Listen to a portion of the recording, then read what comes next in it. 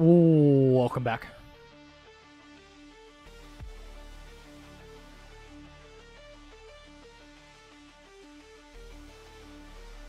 What's going on, chat?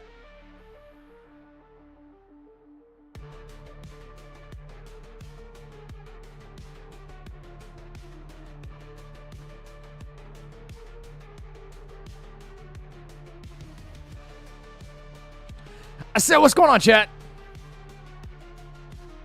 We're back. Welcome back.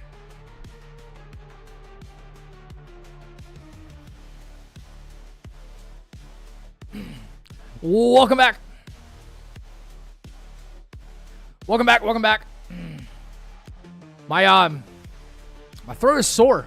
I blew out my voice.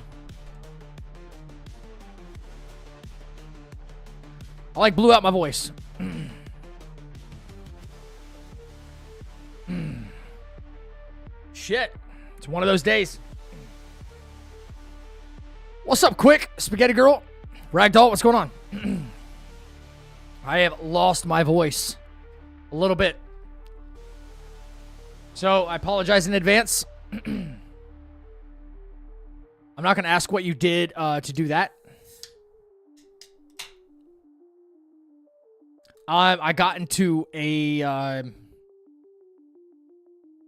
personal yelling match with somebody. It was a little, it's why I'm late. I said 8 o'clock, and somebody, it was kind of a personal thing, so I'm not going to get into it too much. Y'all need to calm down saying or something like that. What's up, Caden? Yeah, I took a few days off, dude. Hang on, I gotta get a little bit more light in here. It's a little dark. A little dark. Maybe a little bit more. It's a little bit better. Ghost. Hey, did you see about the dude that used to eat a lot? Can't think of his name. Nope. Oh, Nico? The YouTuber guy? Caden, I'm doing all right, bud. Yeah, I'm doing all right. Let me fix this real quick, guys.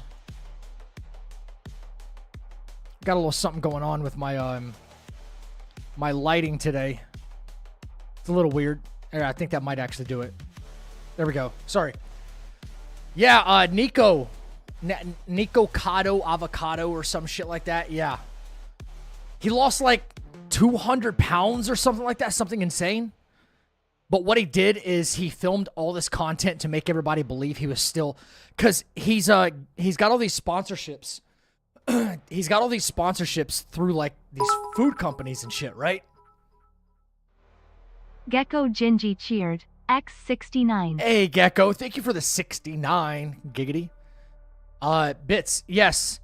He filmed all this content, and then he was actually on a 2-year hiatus, and he kept releasing it as if it was current. So people kept, assuming he was fat, and he was, working on himself, and he lost all this weight, and he come back, and now he's, skinny again. Yeah, he lost a ton of weight. I wonder if he kind of did it the right way and the healthy way, or he's taking the Ozempic route or something like that. I know we've all heard of that shit lately, so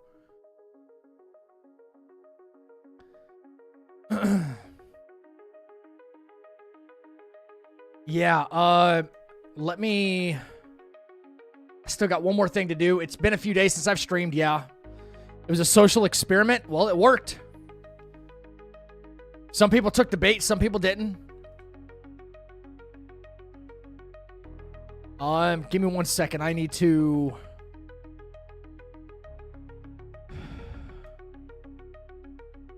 I gotta change something here on my Twitch.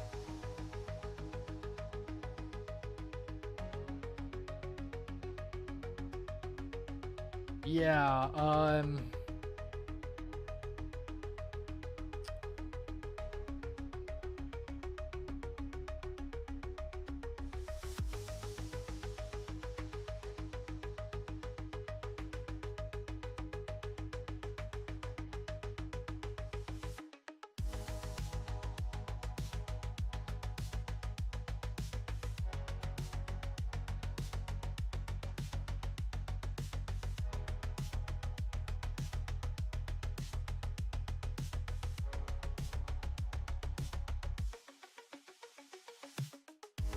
Okay, I had to put my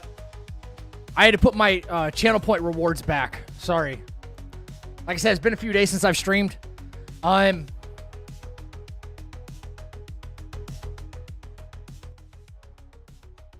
For anybody who saw, it's not even like, oh my Jesus Christ! I don't know what do I like? I'll fucking twerk for you guys or something.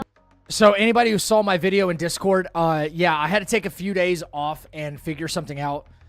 For my like YouTube content, my video editor Renav, he's getting like bombarded. Well, from what he told me, he's getting bombarded with like work for the next few weeks, and he's going to be unavailable. So I've been doing my best to try and keep up with the YouTube content, and I'll be uploading probably my first video I've done myself recently, and I hope I did a good job. Maybe you guys will be able to tell me when it comes out. So, but I appreciate you guys coming back. I'm getting into this tonight. You guys already know I am. We got a little less than 20 minutes anyway. I think. Do we not?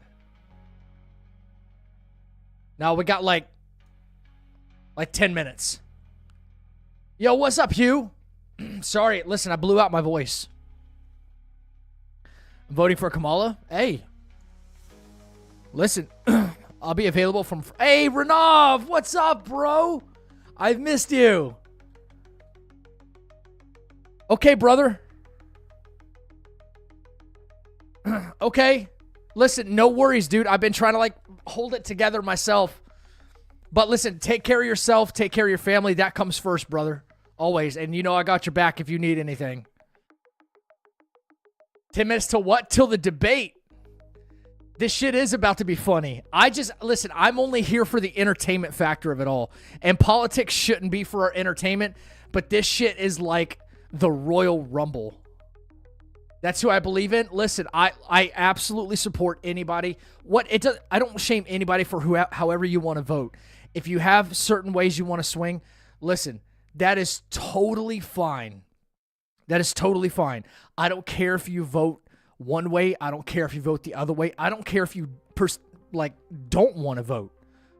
Like, that's fine. The fact is, we live in this country where you have the option to vote however you want. And even if you and I ever disagreed on something, like if we disagreed on something, you're still my friend. Like, disagreements should not reach the level of what they have.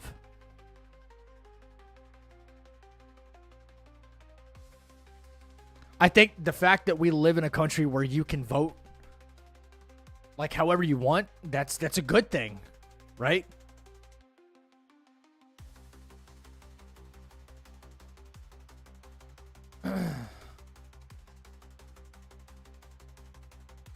We disagree all the time. Yeah, but we disagree about like comic books and shit. Like Wukong for Game of the Year. Yeah. Listen, I'm only watching this for the entertainment factor. Like, this is about to be great.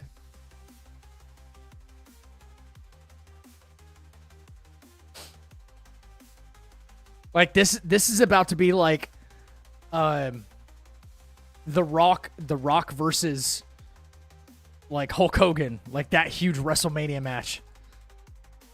It's about like the SmackDown's about to happen one way or the other. Hell in a Cell. There we go. Hell in a Cell. Caden, how have I been feeling? I've been feeling pretty good. I just blew out my voice today. Your voice sounds like a bowl of grits. Wow. How long is the debate? I have no idea. But I would argue that it's the most important one that we have this year. Literally the most important one.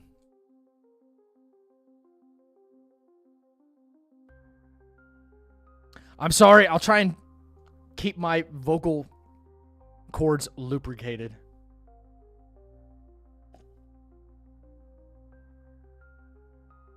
Why is it so long? That's what she said. I mean, do you not want Do you want like a 20-minute one? Like what's like the acceptable range? That's what she said. Like, I mean, for the future leader of the country, how long do you want a debate to go? This is like the most important thing that they could do, is be the leader of a country. Wouldn't you want the debate?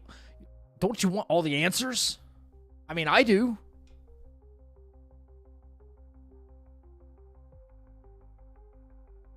I was on my 5th playthrough of Black Myth Wukong. The cloud-treading deer was able... What? No shot.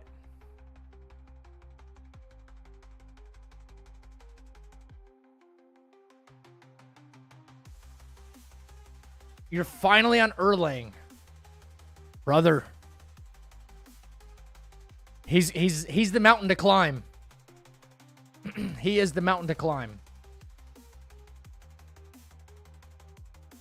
That's insane.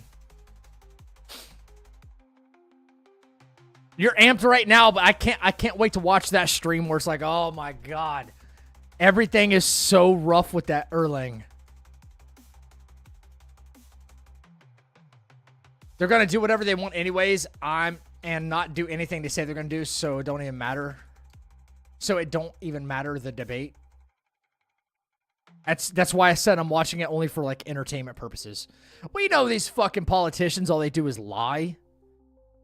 And they're going to like, oh, well, I'm going to do this. I'm going to do this. I'm going to do this. Until they never fucking do it. It's like, okay. I'm watching it for the entertainment factor, and that's it. Because I think this shit's going to be lit. I really do.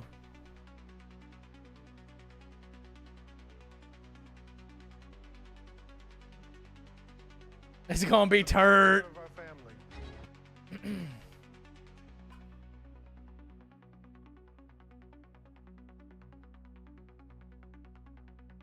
6 minutes.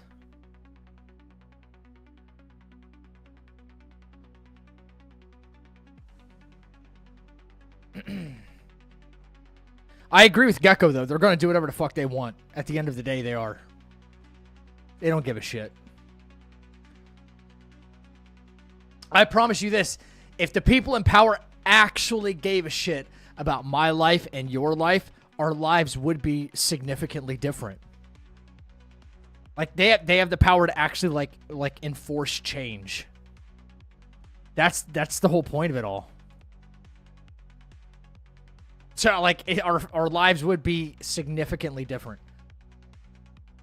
if they even followed through on half of what they said they were going to do.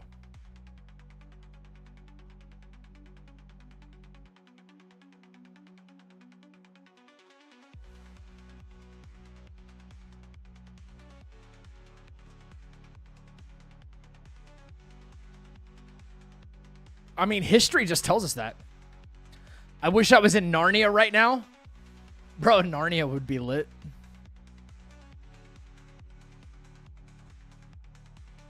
I'm so tired. I have 2 of my biggest and dumbest dogs this week, and everything hurts. Aw. I'm sorry, Gecko.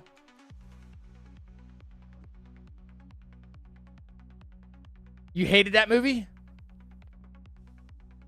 It's not for everyone. I was kind of neutral on that movie. It was like a big deal for some reason. The books were good. The books were good. You know another series that like never lived up to how good the books were? The Hunger Games. The Hunger Games books were like freaking awesome. They were good. The movies, I mean, the only reason I ever watched the movies is because I was freaking in love with Jennifer Lawrence back then. Brother. I was in love with Jennifer Lawrence.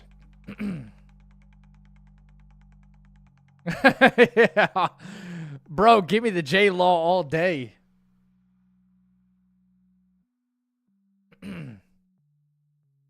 My daughter told me she's not liking the Outsiders book today. Wait, you mean the old school Outsiders?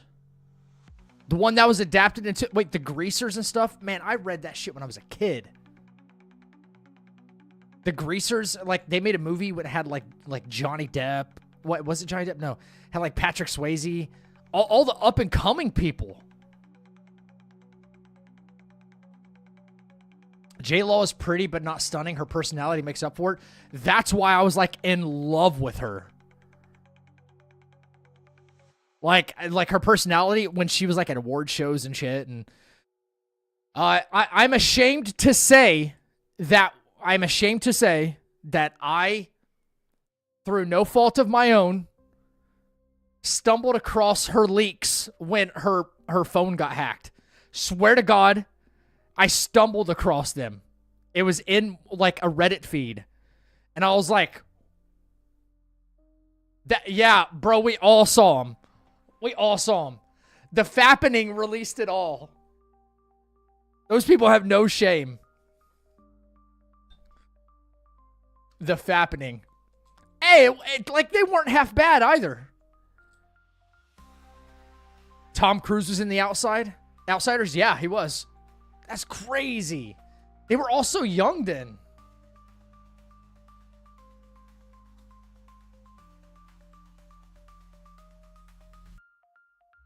Like, brother, this is old. Hey, it's, I can't think of his name. Mighty Ducks, dude. Bro, it's the Karate Kid. No one ever remembered this guy. Tom Cruise? What? Hey, was this, what's his face? The guy who looks like he never ages now? Rob something? Matt Dillon and Patrick Swayze, the GOAT. What was this? That Rob Lowe, right? Isn't this Rob Lowe? I can't remember if that was him or not.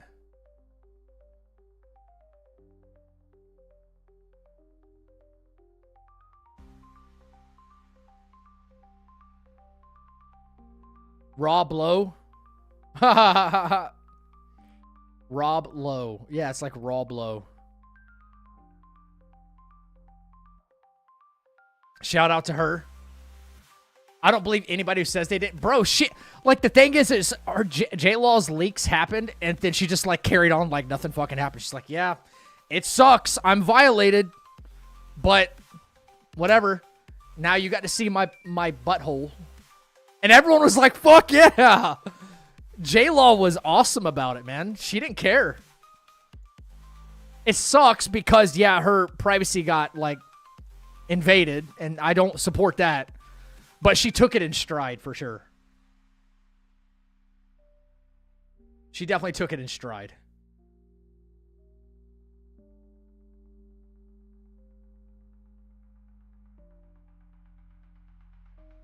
Yo, are we live?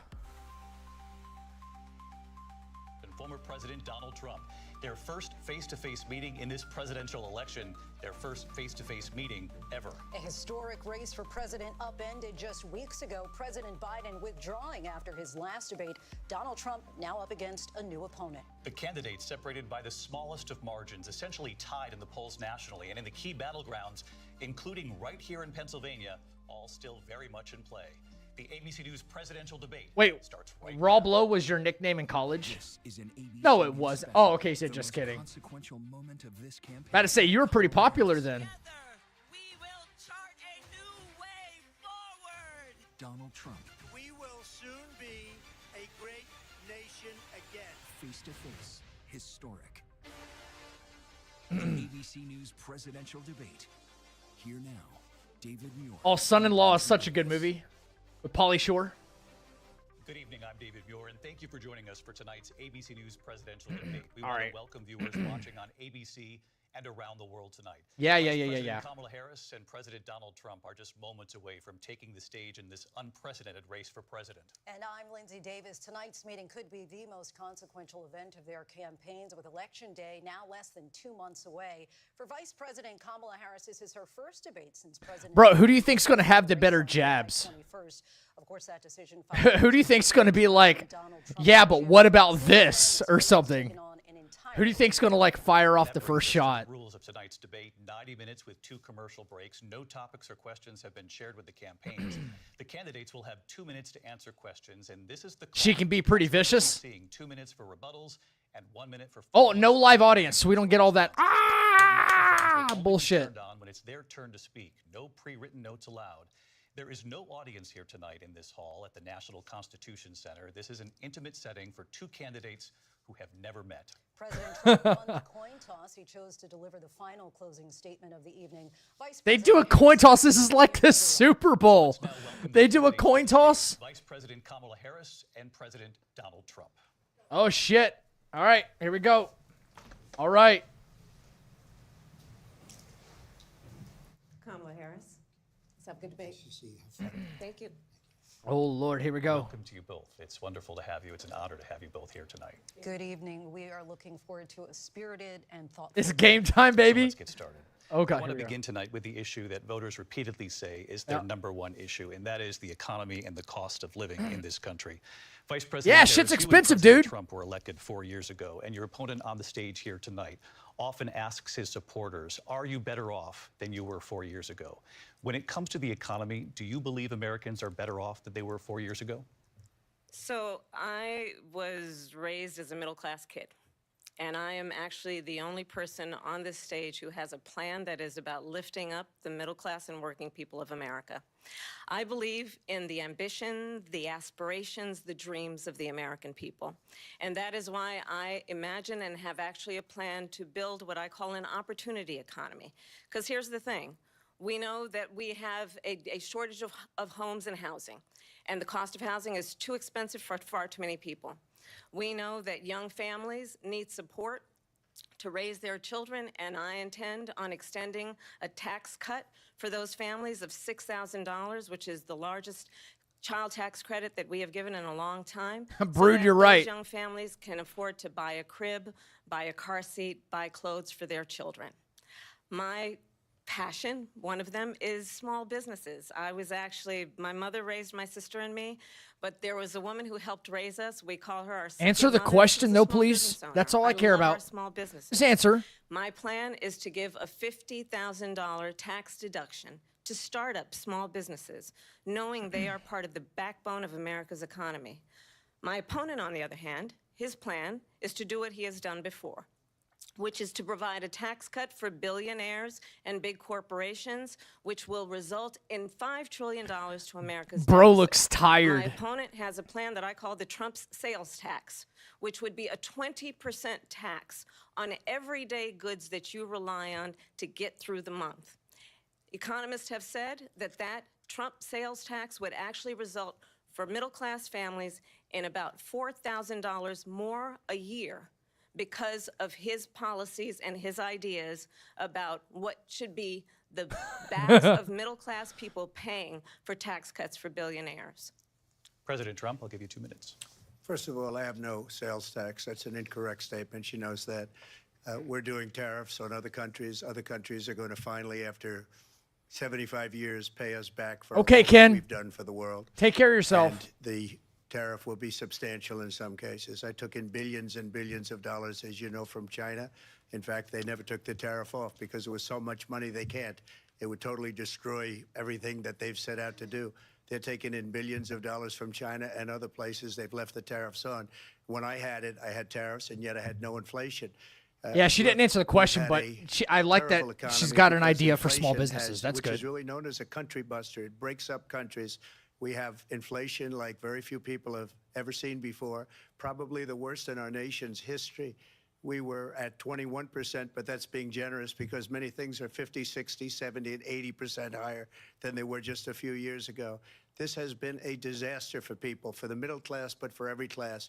On top of that, we have millions of people pouring into our country from prisons and jails, from mental institutions and insane asylums, and they're coming in and they're taking jobs that are occupied right now by African Americans and Hispanics, and also unions. Unions are going to be affected very soon. And you see what's happening. You see what's happening with towns throughout the United States. You look at Springfield, Ohio. You look at Aurora in Colorado.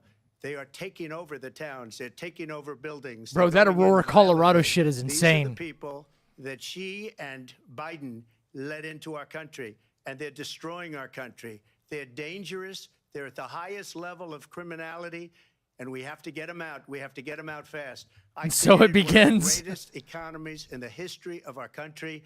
I'll do it again and even better. We are going to get to immigration and border security during this debate, but I would like to let Vice President Harris respond on the economy here. Well, I would love to. Let's talk about what Donald Trump left us. Donald Trump left us the worst unemployment since the Great Depression. Donald Trump left us the worst public health epidemic in a century. Donald Trump, bro, the whole world had COVID. Let's on not our bullshit a democracy bullshitter. Since the Civil War. And what we have done is clean up Donald Trump's mess.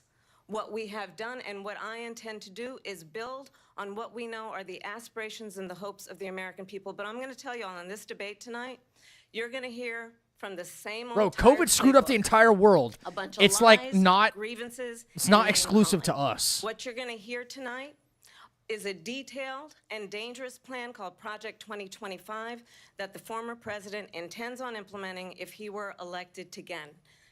I believe very strongly that the American people want a president who understands the importance of bringing us together, knowing we have so much more in common than what separates Brood, I'm us. with you, dude. And I pledge to you to be a president for all Americans. President Trump will give you a minute here to respond. Number one, I have nothing to do, as you know, and as she knows better than anyone, I have nothing to do with Project 2025. That's out there. I haven't read it. I don't want to read it purposely. I'm not going to read it. This was a group of people that got together. They came up with some ideas, I guess some good, some bad, but it makes no difference. I have nothing to do. Everybody knows I'm an open book. Everybody knows what I'm going to do. Cut taxes very substantially and create a great economy like I did before. I didn't either. We had the I had to go to greatest work too economy. We got hit through with the pandemic thing. And the pandemic was not since 1917, where 100 million people died, has there been anything like it. We did a phenomenal job with the pandemic. We handed them over a country where the economy and where the stock market was higher than it was before the pandemic came in. Nobody's ever seen anything like it. We made ventilators for the entire world. We got gowns, we got masks, we did things that nobody thought possible. And people give me credit for rebuilding the military. They give me credit for a lot of things, but not enough credit for the great job we did with the pandemic. But the only jobs they got were bounce back jobs. These were jobs bounced back, and it bounced back and it went to their benefit. But I was the one that created them. They know it, and so does everybody else. Vice President Harris, I'll let you respond. Yeah, the lighting in the room makes him look a little weird right now. Donald Trump has no plan for you. And when you look at his economic plan, it's all about tax breaks. For He's the old, richest man. people. I am offering what I describe as an opportunity economy, and the best economists in our country, if not the world, have reviewed our relative plans for the future of America. What Goldman Sachs has said is that Donald Trump's plan would make the economy worse. Mine would strengthen the economy. What the Wharton School has said is Donald Trump's plan would actually explode the deficit. 16 Nobel laureates have described his economic plan as something that would increase inflation and by the middle of next year would invite a recession. You just have to look at where we are and where we stand on the issues. And I'd invite you to know that Donald Trump actually has no plan for you because he is more interested in defending because of a himself forehead scar than from he is in hairline looking surgery? out for you. It's just a soundbite. They gave her that to say.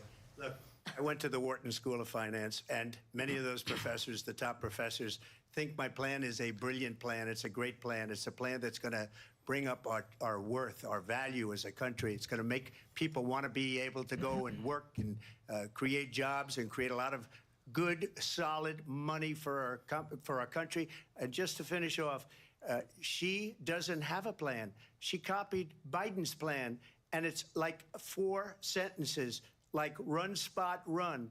4 sentences that are just, oh, we'll try and lower taxes. She doesn't have a plan. Take a look at her plan. She doesn't have a plan. Mr. President, I do want to drill down on something you both brought up. The Vice President brought up your tariffs. You responded, and let's drill down on this because your plan is what she calls is essentially a national sales tax. Your proposal calls for tariffs, as you pointed out here, on foreign imports across the board. You recently said that you might double your plan, imposing tariffs up to 20% on goods coming into this country. As you know, many Take a shot every economists time he say says that plan. At that level, costs are then passed on to the consumer. Bro, they're Vice both President, saying tariffs have plan way argued too there will be much. higher prices on Y'all are gonna be gas, drunk. food, clothing, medication, arguing it costs the typical family nearly $4,000 a year. Do you believe Americans can afford higher prices because of tariffs? They're not going to have higher prices. What's going to have and who's going to have higher prices is China and all of the countries that have been ripping us off for years. I was the only president ever. China was paying us hundreds of billions of dollars, and so were other countries. And, you know, if she doesn't like them, they should have gone out and they should have immediately cut the tariffs. But those tariffs are there 3.5 years now under their administration. We are going to take in billions of dollars, hundreds of billions of dollars. I had no inflation, virtually no inflation. They had the highest inflation perhaps in the history of our country because I've never seen a worse period of time. People can't go out and buy cereal or bacon or eggs or anything China's else. got your vote because of Black Myth The people Wukong. of our country are absolutely What's his dying obsession what with they've done. China? They've It's not an destroyed the obsession. economy. And all you have to do is look at a poll. Like we The do polls say the most 80 trading and with that 85 country. and even 90% They're that the fundamental Trump to our economy economy. was great, that their economy was terrible. Vice President Harris, I do want to ask for your response, and you heard what the president said there, because the Biden administration did keep a number of the Trump tariffs in place. So how do you respond? Well, let's be clear that the Trump administration resulted in a trade deficit, one of the highest we've ever seen in the history of America. He invited trade wars. You want to talk about his deal with China? What he ended up doing is under Donald Trump's presidency, he ended up selling American chips to China to help them improve and modernize their military, basically sold us out, when a policy about China should be in making sure the United States of America wins the competition for the 21st century, which means focusing on the details of what that requires, focusing on relationships with our allies, focusing on investing in American-based technology so that we win the race on AI, on quantum computing, focusing on what we need to do to support America's workforce so that we don't end up having on the short end of the stick in terms of workers' rights. But what Donald Trump did, let's talk about this, with COVID, is he actually thanked President Xi for what he did during COVID. Look at his tweet. Thank you, President Xi, exclamation point, when we know that Xi was responsible for lacking and not giving us transparency about the origins of COVID. President Trump, I'll let you respond. First of all, they bought their chips from Taiwan. We hardly make chips anymore because of philosophies like they have and policies like they have. I don't say her because she has no policy. Everything that she believed 3 years ago and 4 years ago is out the window. She's going to my philosophy now. In fact, I was going to send her a MAGA hat. She's gone to my philosophy. But God. if she ever got elected, she'd change it. And it will be the end of our country. She's a Marxist. Everybody knows she's a Marxist. Her father's a Marxist professor in economics, and he taught her well. But when you look at what she's done to our country, and when you look at these millions and millions of people that are pouring into our country monthly, where it's, I believe, 21 million people, not the 15 that people say, and I think it's a lot higher than the 21. That's bigger than New York State pouring in. And just look at what they're doing to our country. They're criminals. Many of these people coming in are criminals. And that's bad for our economy, too. You know, you mentioned before, we'll talk about immigration later. Well, bad immigration is the worst thing that can happen to our economy. They have, and she has, destroyed our country with policy that's insane. Almost policy that you'd say they have to hate our country. President Trump, thank you. Lindsay? I want to turn to the issue of abortion. President Trump, you've often touted that you were able to kill Roe v. Wade. Last year, you said that you were proud to be the most pro-life president in American history. Then last month, you said the administration would be great for women and their reproductive rights. In your home state of Florida, you surprised many with regard to your 6-week abortion ban because you initially had said that it was too short. And you said, quote, I'm going to be voting that we need more than 6 weeks. But then the very next day, you reversed reversed course and said you would vote to support the 6-week ban. Vice President Harris says that women shouldn't trust you on the issue of abortion because you've changed your position so many times. Oh, I miss Rex. Well, the reason I'm doing that vote is because the plan is, as you know, the vote is, they have abortion in the 9th month.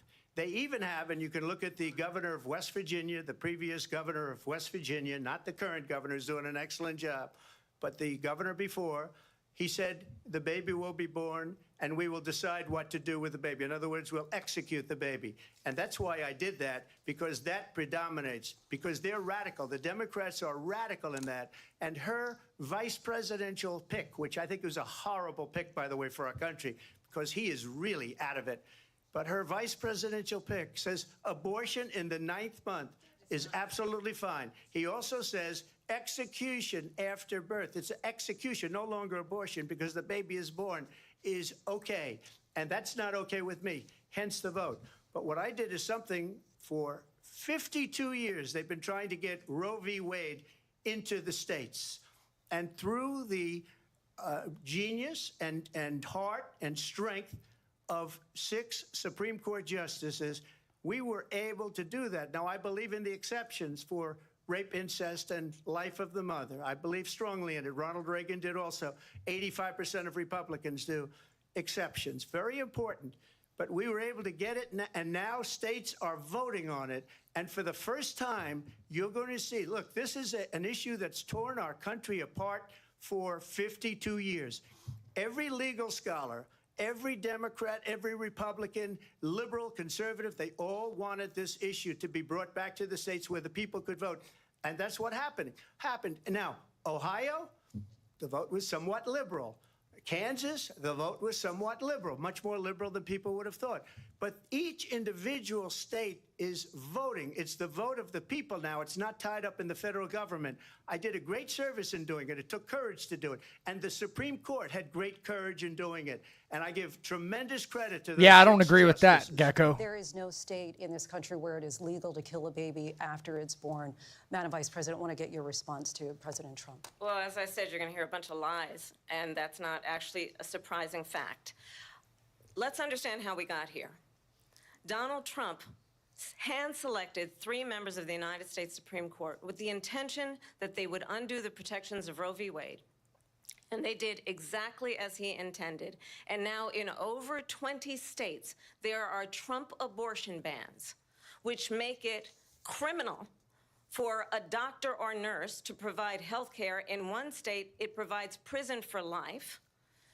Trump abortion bans that make no exception even for rape and incest, which understand what that means. A survivor of a crime of violation to their body does not have the right to make a decision about what happens to their body next. That is immoral. And one does not have to abandon their faith or deeply held beliefs to agree. The government, and Donald Trump certainly, should not be telling a woman what to do with her body. I have talked with women around our country. Bro, get the government out of a lot of shit, including that. Pregnant women who want to carry a pregnancy to term, suffering from a miscarriage, being denied care in an emergency room because the healthcare providers are afraid they might go to jail, and she's bleeding out in a car in the parking lot. She didn't want that. Her husband didn't want that. A 12 or 13-year-old survivor of incest being forced to carry a pregnancy to term. Nope. They don't want that.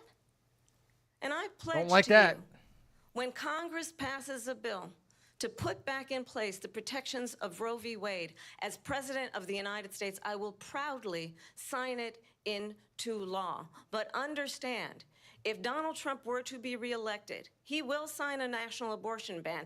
Understand, in his Project 2025, religion doesn't belong in politics. I agree. Abortion, a monitor. I hard agree. Your pregnancies, your miscarriages. I think the American people believe that certain freedoms, in particular the freedom to make decisions about one's own body, should not be made by the government. Thank you, Vice President Harris. Well, there she goes again. It's a lie. I'm not signing a ban, and there's no reason to sign a ban, because we've gotten what everybody wanted, Democrats, Republicans, and everybody else, and every legal scholar wanted it to be brought back into the states. And the states are voting. And it may take a little time, but for 52 years, this issue has torn our country apart. And they've wanted it back in the states. And I did something that nobody thought was possible. The states are now voting. What she says is an absolute lie. And as far She as keeps the staring abortion at him a ban, lot, yeah. No, I'm not in favor of abortion ban, but it doesn't matter because this issue has now been taken over by the states. Would you veto a national abortion ban if it came Well, to I your won't desk? have to because, again, two things. Number one, she said she'll go back to Congress. She'll never get the vote. It's impossible for her to get the vote, especially now with the 50-50 and essentially 50-50 in both Senate and the House. She's not going to get the vote. She can't get the vote. She won't even come close to it. So it's just talk. You know what it reminds me of? When they said they're going to get student loans terminated, and it ended up being a total catastrophe. The student loans, and then her, I think probably her boss, if you call him a boss, he spends all his time on the beach. But look, her boss went out and said, we'll do it again. We'll do it a different way. And he went out, got rejected again by the Supreme Court. So all these students got taunted with this whole thing about this whole idea. And how unfair that would have been, part of the reason they lost, to the millions and millions of people that had to pay off their student loans. They didn't get it for free. But they were saying it's the same way that they talked about that they talk about abortion. But if I could just get a yes or no, because your running mate, J.D. Vance, has said that you would veto it if it did come to your desk. Well, I didn't discuss it with J.D. In all fairness, J.D., and I don't mind if he has a certain view, but I think he was speaking for me, but I really didn't. Look, we don't have to discuss it because she'd never be able to get it, just like she couldn't get student loans. They couldn't get student loans. They didn't even come close to getting student loans. Dude, just yes They or no, taunted man. Young people and a lot of other people that had loans. They can never get this approved. So it doesn't matter what she says about going to Congress. Well, wonderful. Let's go to Congress, do it. But the fact is that for years, they wanted to get it out of Congress and out of the federal government. And we did something that everybody said couldn't be done. And now you have a vote of the people on abortion. Vice President Harris, want to give you your time. No, to he respond, was but I do wanna ask, conflating would the you two support issues. Any restrictions on a woman's right to an abortion? I absolutely support reinstating the protections of Roe v. Wade. And as you rightly mentioned, nowhere in America is a woman carrying a pregnancy to term and asking for an abortion. That is not happening. It's insulting to the women of America. And understand what has been happening under Donald Trump's abortion bans. Couples who pray and dream of having a family are being denied IVF treatments. What is happening in our country? Working people, working women who are working 1 or 2 jobs, who can barely afford childcare as it is, have to travel to another state to get on a plane sitting next to strangers to go and get the health care she needs. Barely can afford to do it, and what you are putting her through is unconscionable. And the people of America have not, the majority of Americans believe in a woman's right to make decisions about her own body, and that is why in every state where this issue has been on the ballot, in red and blue states both, the people of America have voted for freedom. Vice President Harris, Excuse me, I thank have you. to respond. Another lie. It's another lie. I have been a leader on IVF, which is fertilization. The IVF, I have been a leader. In fact, when they got a very negative decision on IVF from the Alabama courts, I saw the people of Alabama and the legislature 2 days later voted it in. I've been a leader on it. They know that, and everybody else knows it. I have been a leader on fertilization, IVF. And the other thing, you should ask, will she allow abortion in the 8th month, 9th month, 7th month? Come on. Okay, would you do that? Why don't you ask her that question? Why don't you answer That's the problem. question? Would you because veto? under Roe v. Answer Wade, the question. Would you veto? you could do abortions in the 7th month, the 8th month, the 9th That's month, not true. and probably after birth. Just look at the governor, former governor of Virginia. The governor of Virginia said we put the baby aside and then we determine what we want to do with the baby. President Trump, thank you. We're going to turn now to immigration and border security. We know it's an issue that's important to Republicans, Democrats, voters across Healthcare's the board, fucking in expensive this country. everywhere. Vice Gekko, President I agree. Harris, you were tasked by President Biden with getting to the root causes of migration from Central America. We know that illegal border crossings reached a record high in the Biden administration. This past June, President Biden imposed tough new asylum restrictions. We know the numbers since then have dropped significantly. But my question to you tonight is, why did the administration wait until 6 months before the election to act? And would you have done anything differently from President Biden? Yeah, they let a lot of people across. I'm the only person on this stage who has prosecuted transnational criminal organizations for the trafficking of guns, drugs, and human beings.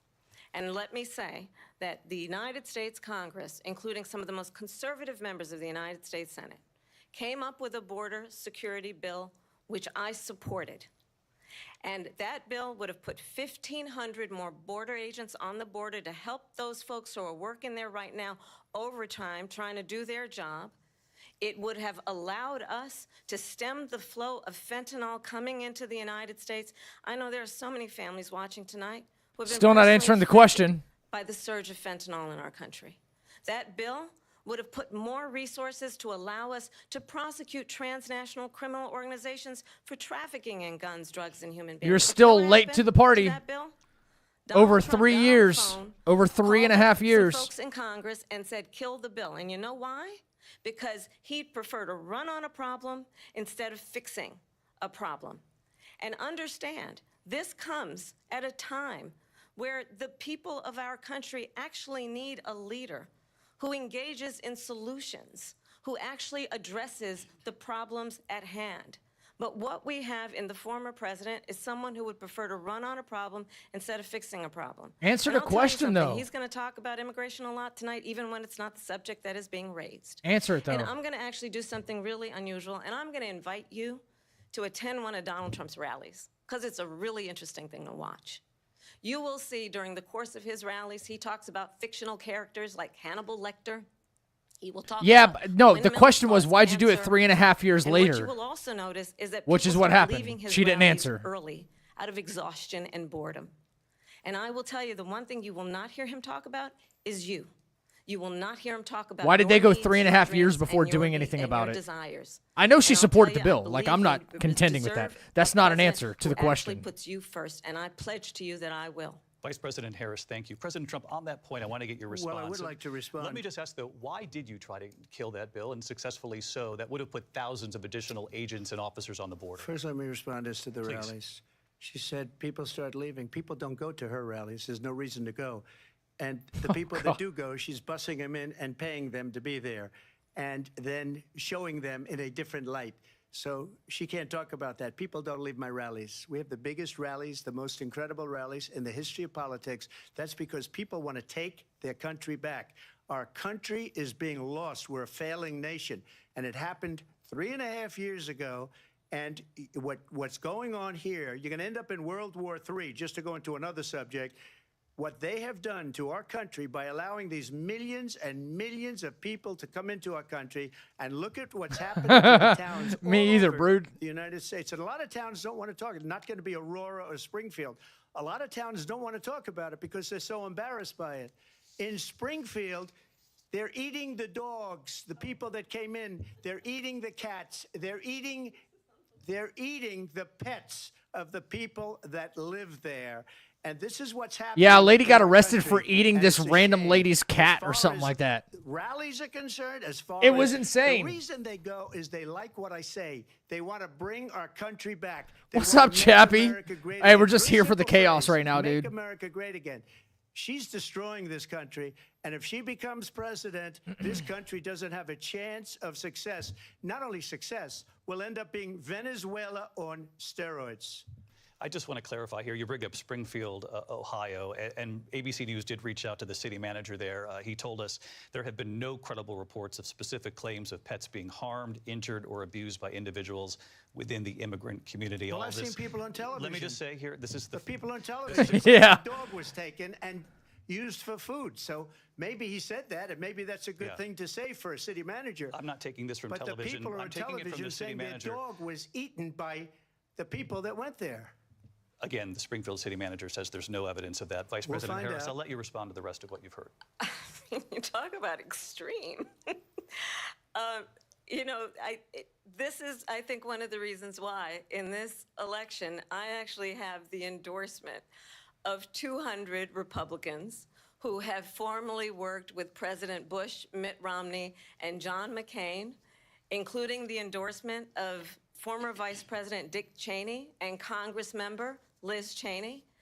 And if you want to really know, he'd be real mad to find out what people ate before grocery stores. Yeah, if he didn't make it clear already, just ask people who have worked with him. Like, that's not the same Chief society. Of staff, a four-star general, has said he has contempt for the Constitution of the United States. People have cows as pets. His former national security advisor has said he chickens. is dangerous and unfit. His former secretary if they're of your Defense pet, they're not said food. the nation, the republic, would They're never stock. survive another Trump term. And when we listen to this kind of rhetoric, when the issues that affect the American people are not being addressed, and they would be yours to do with what you wanted to, not someone coming onto your property and eating your pets. Thank you, because when I hear that, see, I'm a different kind of a person. I fired most of those people, not so graciously. They did bad things or a bad job. I fired them. They never fired one person. They didn't fire anybody having to do with Afghanistan and the Taliban and the 13 people whose were just killed viciously and violently. Love me some good beef and and I chicken. got to know the parents and the family. They didn't fire. They should have fired all those generals, all those top people, because that was one of the most incompetently handled situations. You ain't eating nobody else's cat. Stop has ever posturing. seen. So when somebody does a bad job, I fire him. And you take a guy like Esper, he was no good. It's not socially acceptable to eat fuzzy pets because they're cute. That's They true. can write books with nobody else. But can. imagine if you had like They a have like done such a poor rabbit job, for a pet, and they never or a cat fire or something like anybody. that, Look and at then the someone from a economy. third world Look at the country who's like inflation. not like They didn't adopted fire any of their like the social economists. They have norms the here. same people. They caught That's your a good cat way not to out have on the books curb or written something like about that, you. and then they actually But ate it. just to You would finish, probably I got freak more the votes fuck out. than any Republican in history by I far. saw a lady get arrested for In something fact, about I that. got more I don't know votes why the than sitting any manager president, denied it. sitting I watched the president video. in history by far. Let me continue on immigration. It was what you wanted to talk about earlier, so let's get back to your deportation proposal. That's not that the point. Vice President has reacted to as well. Aren't supposed to President be Trump, outside, you though? call this the largest domestic deportation operation in the history of our country. You say you would use the National Yes, but not Guard. You here. say if things get out of control, you'd have no problem using Yes, the but US that's other military. countries. That's not here. You also said you would use local police. What if would what someone you, did that to your deport dog? 11 million undocumented Forget immigrants? I know cats. You believe that number is much higher. Take us through this. What does this look like? Will authorities be going door to door in this country? Yeah. It is much higher. To someone from another because of country who them. doesn't know? They allowed criminals. Doesn't matter, you still broke our law. Millions of criminals. They You can't allowed kill somebody else's terrorists. pet. They allowed common street criminals. They allowed people to come in, drug dealers, to come into our country, and they're now in the United States and told by their countries like Venezuela, don't ever come back or we're going to kill you. Do you know that crime Wouldn't be in different than a Venezuela coyote and eating crime them? in countries all over the Wait, world you is cannot way listen. down. Okay, You know, I'm passionate about animals. There is no fucking way you are okay or comparing a human eating one of your pets to a coyote, mistakes in history for a wild animal coming onto your property and eating your pet. They think they're going to get votes, but it's not There's no way you're equating those two things. fabric of our country by what they've done. There's never been anything done like this at all. They've destroyed the fabric of our country. Millions of people let in, and all over the world. Bait? crime Yeah, she's is probably down baiting me. All over the world except here. Crime here is up and through the roof. Despite their fraudulent statements that they made, crime in this country is through the roof. And we have a new form of crime. It's called migrant crime. And it's happening at levels that nobody thought possible. President Trump, as you know, the FBI says overall violent crime is actually coming down in this country. But Vice Excuse me, President the Harris, I'll FBI give you they were defrauding statements. They didn't include the worst cities. They didn't include the cities with the worst crime. It was a fraud, just like their number of 818,000 jobs that they said they created turned out to be a fraud. President Trump, thank you. I'll let you respond, Vice President Harris. Well, I think this is so rich, coming from someone who has been prosecuted for. I'm saying if you're talking about a foreign person doing it, they may not have known you can't do that. We have a lot of weird laws on animals. I learn daily too, honestly. Okay, yeah, be that as it may, I'll grant you that, but that doesn't make it right. As long I'm totally on board with you. As long as you're not saying, oh well, it's okay because that person that doesn't know any better ate that cat or, you know, killed your dog or something like that. If they didn't know any better, as long as you're not agreeing with that part, I'm on board with you. Called for defunding federal law enforcement, 45,000 agents, get this, on the day after he was arraigned on 34 felony counts. So let's talk about what is important in this race. It is important that we move forward, that we turn the page. You'll have a cat curfew, on this Chappie? same Wow. old tired rhetoric and address the needs of the American people, address what we need to do about the housing shortage, which I have a plan for, address what we must do to support our small businesses, address bringing down the price of groceries. But frankly, the American people are exhausted with this same old tired playbook. Yeah, ignorance doesn't keep you out of Harris, prison. thank you. Exactly. Excuse me. Very Every smart. one of those cases was started by them against their political opponent. And I'm winning most of them, and I will win the rest on appeal. And you saw that with the decision that came down just recently from the Supreme Court. I'm winning most of them. But those are cases, it's called weaponization. Never happened in this country. They weaponized the Justice Department. Every one of those cases was involved with the DOJ, from Atlanta and Fani Willis to the Attorney General of New York and the DA in New York. Every one of those cases. And then they say, oh, he's a criminal. They're the ones that made them go after me. By the way, Joe Biden was found essentially guilty on the documents case. And what happened in my documents case? They said, oh, that's the toughest of them all. A complete and total victory. 2 months ago, it was thrown out. It's weaponization, and they used it, and it's never happened in this country. They used it to try and win an election. They're fake cases. President Trump, thank you. A really quick response here, Vice President Harris, on this notion of weaponization of the Justice Department. Well, let's talk about extreme and understand the context in which this election in 2024 is taking place. The United States Supreme Court recently ruled that the former president would essentially be immune from any misconduct if he were to enter the White House again. Understand, this is someone who has openly said he would terminate, I'm quoting, terminate the Constitution of the United States, that he would weaponize the Department of Justice against his political enemies.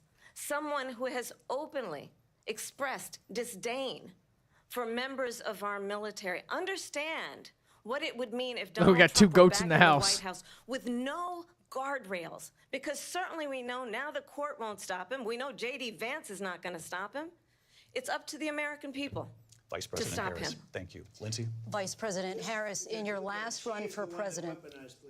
This is the one that weaponized, not me.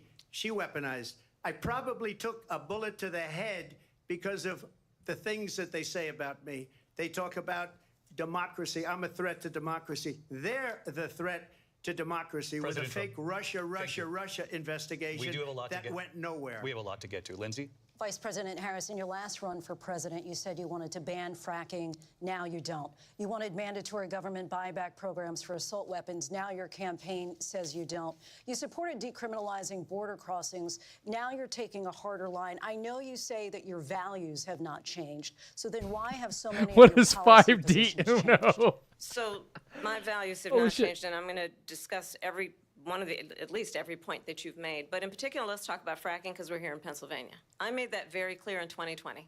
I will not ban fracking. I have not banned fracking as Vice President of the United States, and in fact, You don't have the I power was to. Why the would you say some tie-breaking shit vote like that? on the Inflation Reduction Act. Like, you're only which the vice opened president. You're not new allowed to leases ban for anything. fracking. My position is that we have got I hate when to they say shit like invest that. in diverse sources of Like, energy she's in so we power right reduce now, our reliance to a on degree. foreign oil. She's talking about We getting have this done and getting that had done. the What? Like, you're in power largest right now. Increase in domestic oil production in history. That's the only thing that really because of bothers an me about her. approach that recognizes that we cannot over-rely on foreign oil.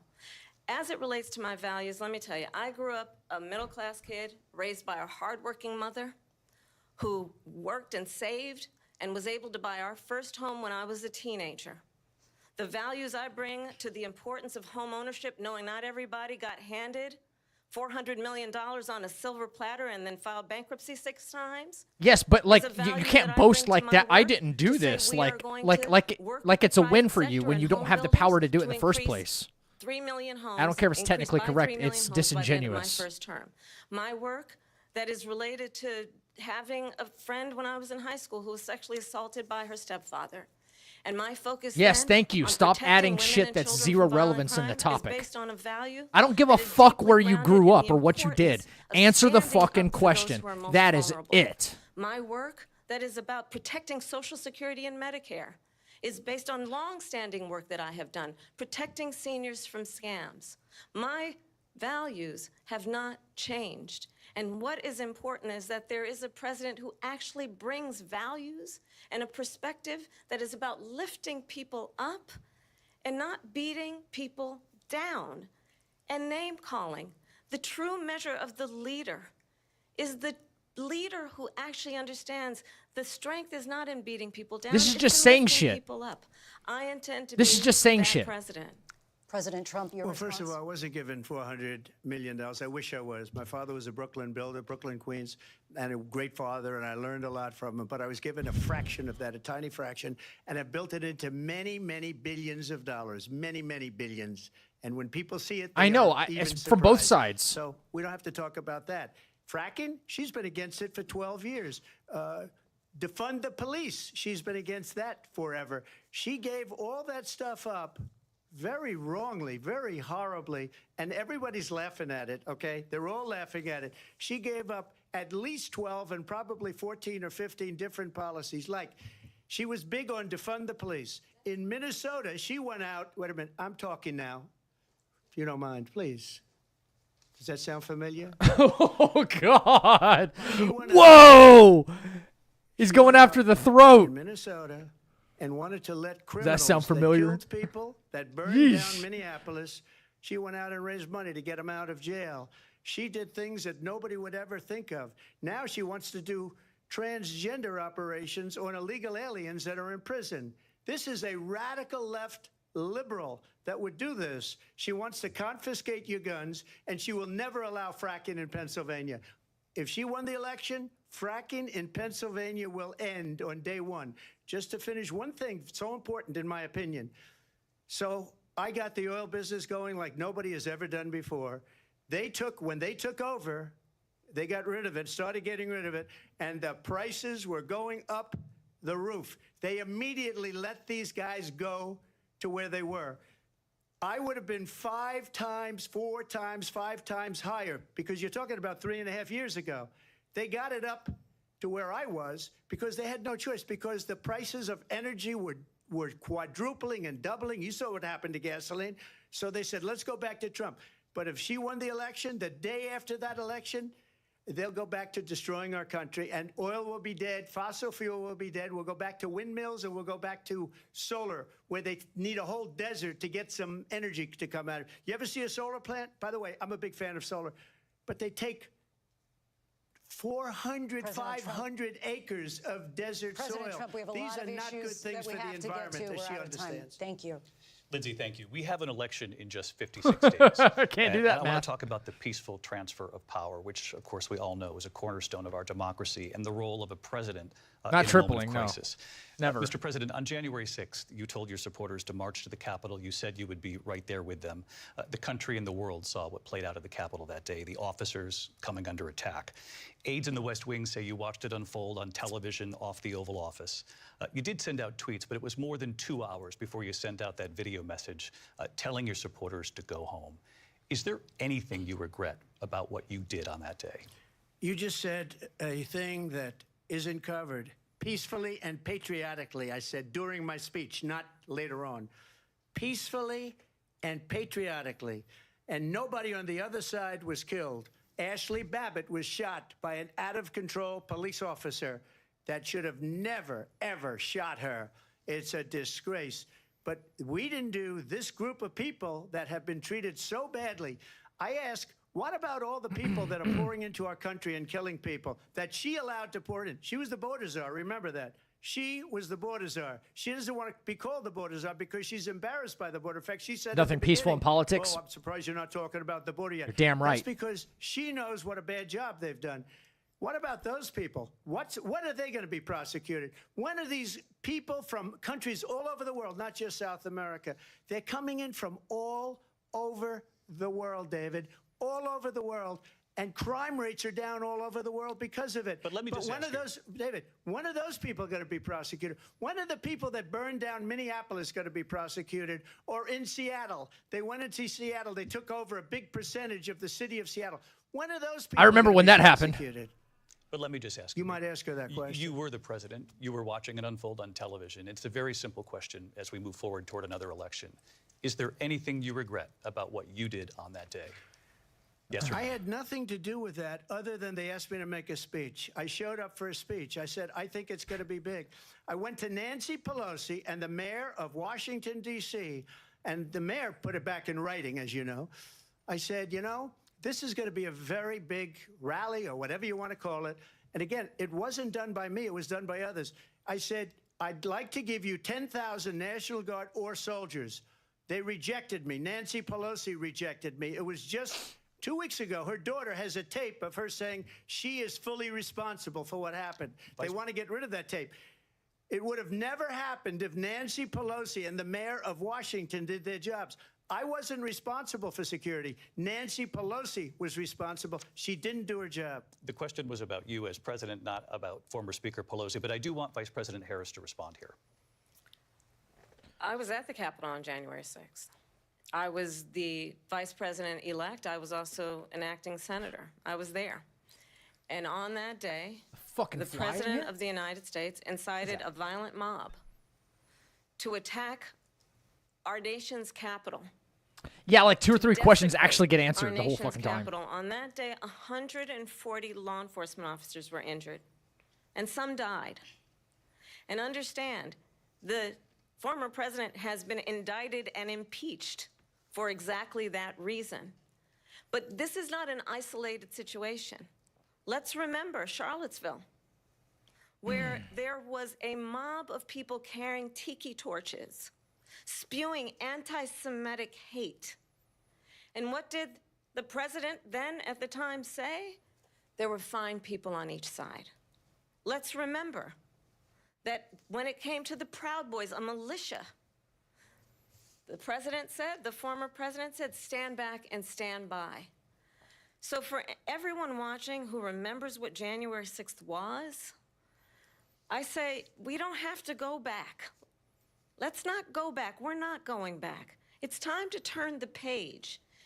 And if that was a bridge too far for you, well, there is a place in our campaign for you to stand for country, to stand for our democracy, to stand for rule of law, and to end the chaos, and to end the approach that is about attacking the foundations of our democracy because you don't like the outcome. And be clear on that point. Donald Trump, the candidate, has said in this election there will be a bloodbath if this and the outcome of this election is not to his liking. Let's turn the page on this. Let's not go back. Let's chart a course. She lied there. The bloodbath comment was about the auto industry. I mean, that's the only one I heard. Let me just follow up here. Only time he said something about the word bloodbath. It was a different bloodbath. term, and it was a term that related to energy because they have destroyed our energy business. That was where bloodbath was. Also, on Charlottesville, that story has been, as you would say, debunked. Laura Ingraham, Sean Hannity, Jesse, all of these people, they covered it. If they go an extra sentence, they will see it was perfect. It was debunked in almost every newspaper, but they still bring it up, just like they bring 2025 up. Probably. They bring all of this stuff up. I ask you this. You talk about the Capitol. Why are we allowing these millions of people to come through on the southern border? How come she's not doing anything? And I'll tell you what I would do, and I would be very proud to do it. I would say we would both leave this debate right now. I'd like to see her go down to Washington, D.C. during this debate because we're wasting a lot of time. Go down to, because she's been so bad, it's so ridiculous. Go down to Washington, D.C. and let her sign a bill to close up the border because they have the right to do it. They don't need He's talking about an bills. economic They have the bloodbath, right to yeah. do it. The president I remember of the that quote, United though. States, you'll get him out of bed. You'll wake him up at 4 o'clock in the afternoon. You'll say, come on down to the office. Let's sign a bill. If he signs a bill that the border is closed, all he has to do is say it to the Border Patrol, who are phenomenal. If they do that, the border is closed. Mr. Those President, people are killing many people, unlike J6. We talked immigration here tonight. I do want to focus on this next issue to both of you because it really brings us this into focus, truth in these times that we're living in. Mr. President, for 3.5 years after you lost the 2020 election, you repeatedly falsely claimed that you won, many times saying you won in a landslide. In the past couple of weeks leading up to this debate, you have said, quote, you lost by a whisker, that you, quote, didn't quite make it, that you came up a little bit short. I said that? Are you now acknowledging that you lost in 2020? No, I don't acknowledge that at all. But I you said did that say sarcastically. You know that. It was said, oh, we lost by a whisker. That was said sarcastically. Look, there's so much proof. All you have to do is look at it. And they should have sent it back to the legislatures for approval. I got almost 75 million votes, the most votes any sitting president has ever gotten. I was told if I got 63, which was what I got in 2016, you can't be beaten. The election, people should never be thinking about an election as fraudulent. We need two things. We need walls, and we have to have it. We have to have borders, and we have to have good elections. Our elections are bad. And a lot of these illegal immigrants coming in, they're trying to get them to vote. They can't even speak English. They don't even know what country they're in practically. And these people are trying to get them to vote. And that's why they're allowing them to come into our country. I did watch all of these pieces of video. I didn't detect the sarcasm, lost by a whisker. We didn't quite make it. And we should just point out here as clarification, and you know this, you and your allies, 60 cases in front of many judges, many of them no Republican. Judge looked at it. And said they there was said no we didn't have standing. That's the other thing. They said we didn't have standing, a technicality. Can you imagine a system where a person in an election doesn't have standing? The president of the United States doesn't have standing. That's how we lost.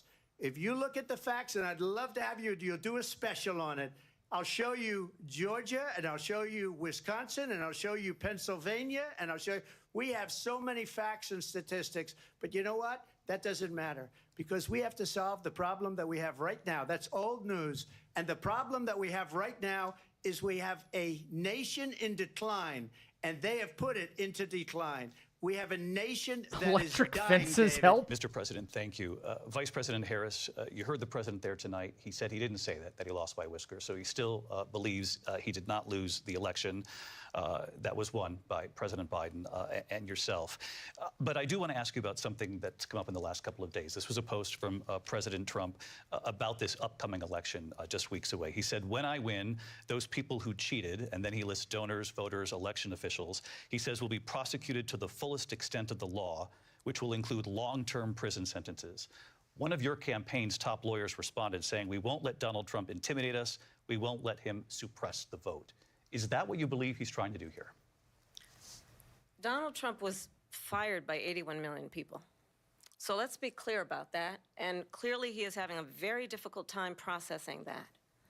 But we cannot afford to have a president of the United States who attempts, as he did in the past, to upend the will of the voters in a free and fair election. And I'm going to tell you that I have traveled the world as Vice President of the United States, and world leaders are laughing at Donald Trump. I have talked with military leaders, some of whom worked with you, and they say you're a disgrace.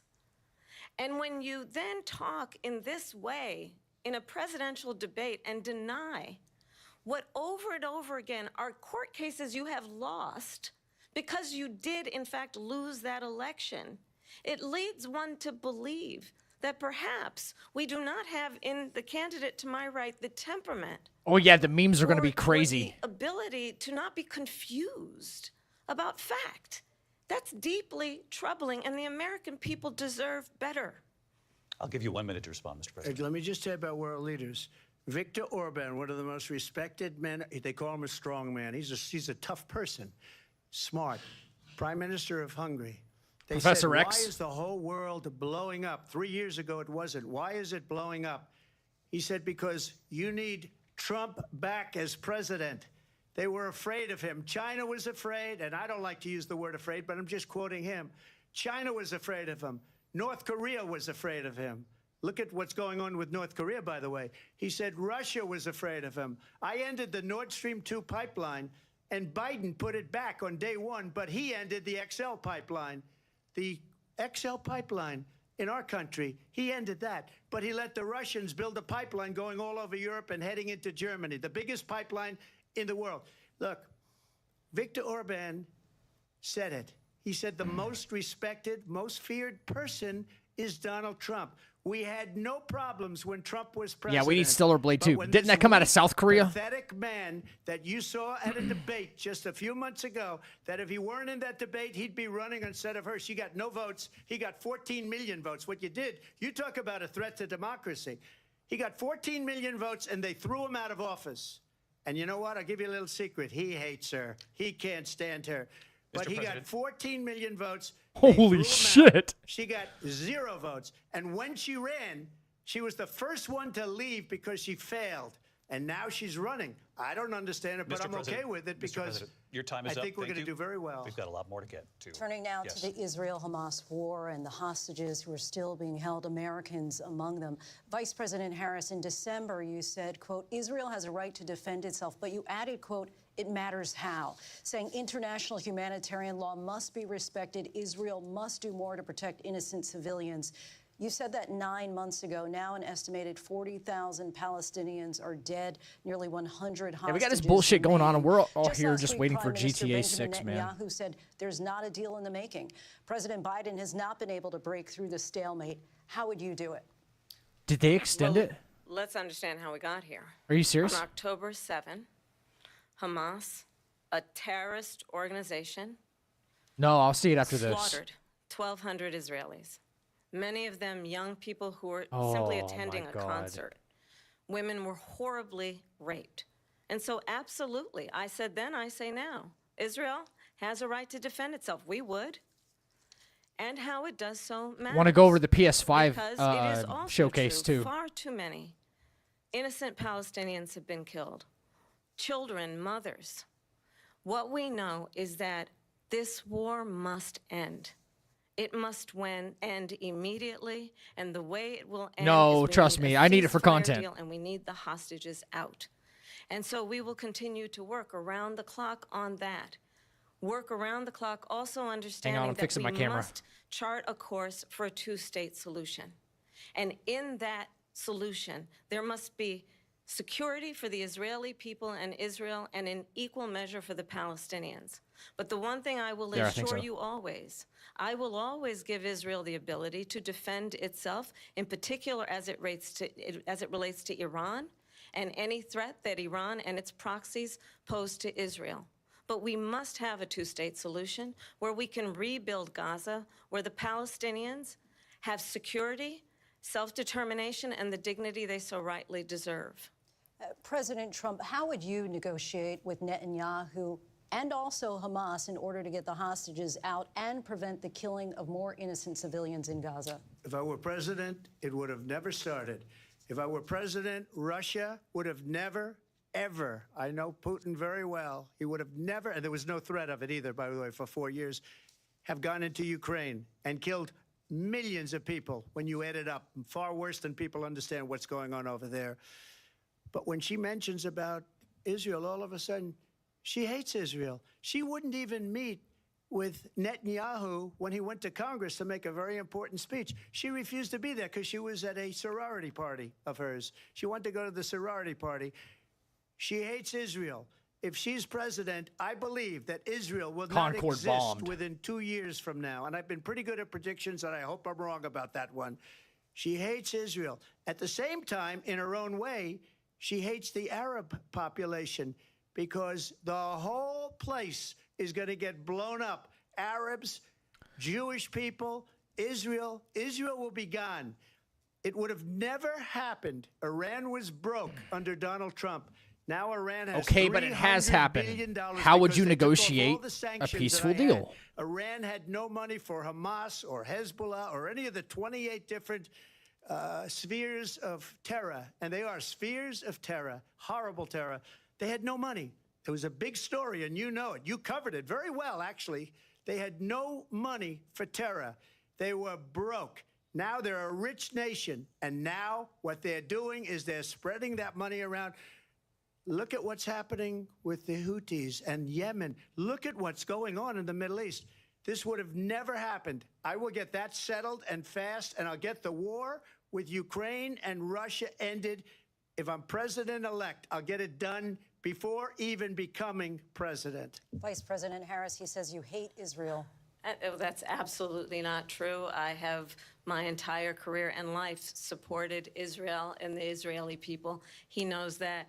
He's trying to, again, divide and distract from the reality, which is it is very well known that Donald Trump is weak and wrong on national security and foreign policy. It is well known that he admires dictators, wants to be a dictator on day one, according to himself. It is well known that he said of Putin that he can do whatever the hell he wants and go into Ukraine. It is well known that he said when Russia went into Ukraine, it was brilliant. It is well known he exchanged love letters with Kim Jong-un. And it is absolutely well known that these dictators and autocrats are rooting for you to be president again because they're so clear. They can manipulate you with flattery and favors. And that is why so many military leaders who you have worked with have told me you are a disgrace. That is why we understand that we have to have a president who is not consistently weak and wrong on national security, including the importance of upholding and respecting in highest regard our military. Vice President Harris, thank you. They're the ones, and she's the one that caused it, that's weak on national security by allowing every nation last month for the year, 168 different countries sending people into our country. Their crime rates are way down. Putin endorsed her last week, said, I hope she wins. And I think he meant it, because what he's gotten away with is absolutely incredible. It wouldn't have happened with me. The leaders of other countries think that they're weak and incompetent, and they are. They're grossly incompetent. And I just ask one question. Why does Biden go in and kill the Keystone Pipeline and approve the single biggest deal that Russia's ever made, Nord Stream 2, the biggest pipeline anywhere in the world going to Germany and all over Europe? Because they're weak and they're ineffective. And Biden, by the way, gets paid a lot of money. Thank you. We have a lot of issues to get to. We'll be right back with much more of this historic ABC News presidential debate from the National Constitution Center right here in Philadelphia. Oh, God, man. Jesus Christ. That's, brother. Holy shit. Yeah, they all need to go take their pee breaks and shit. Wow.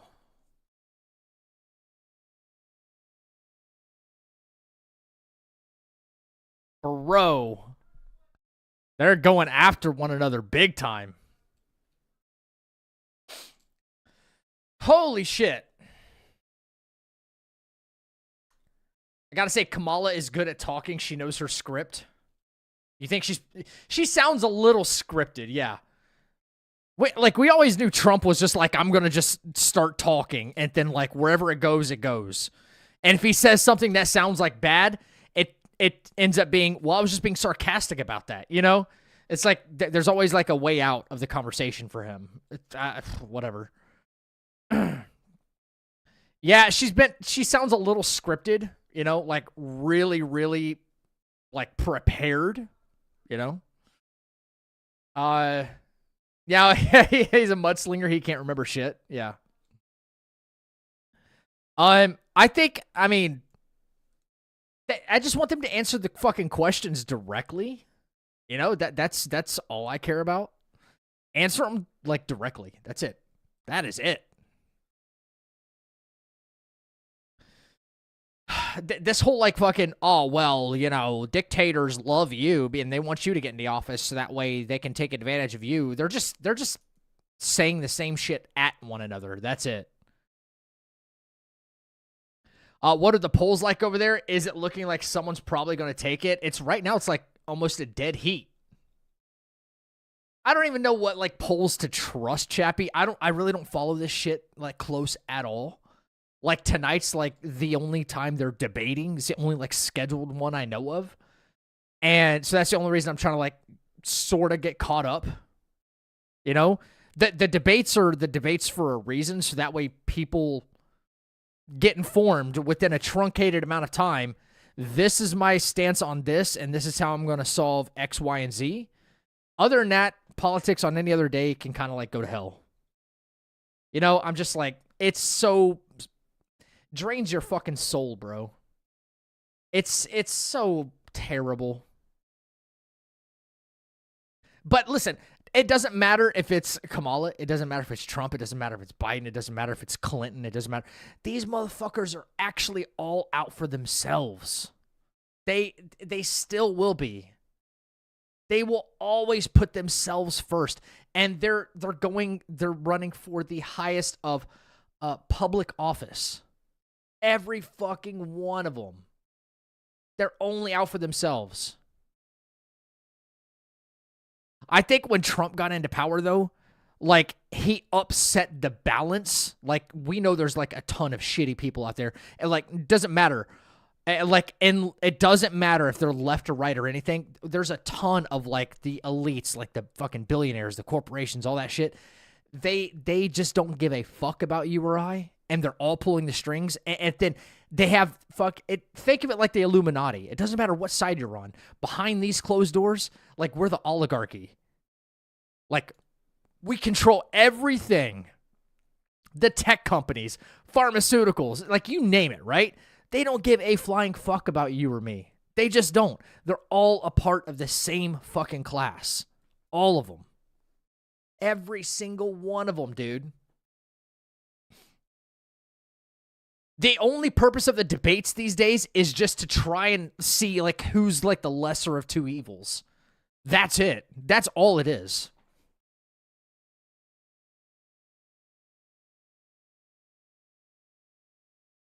If you guys were president, what would be the first thing you would ban?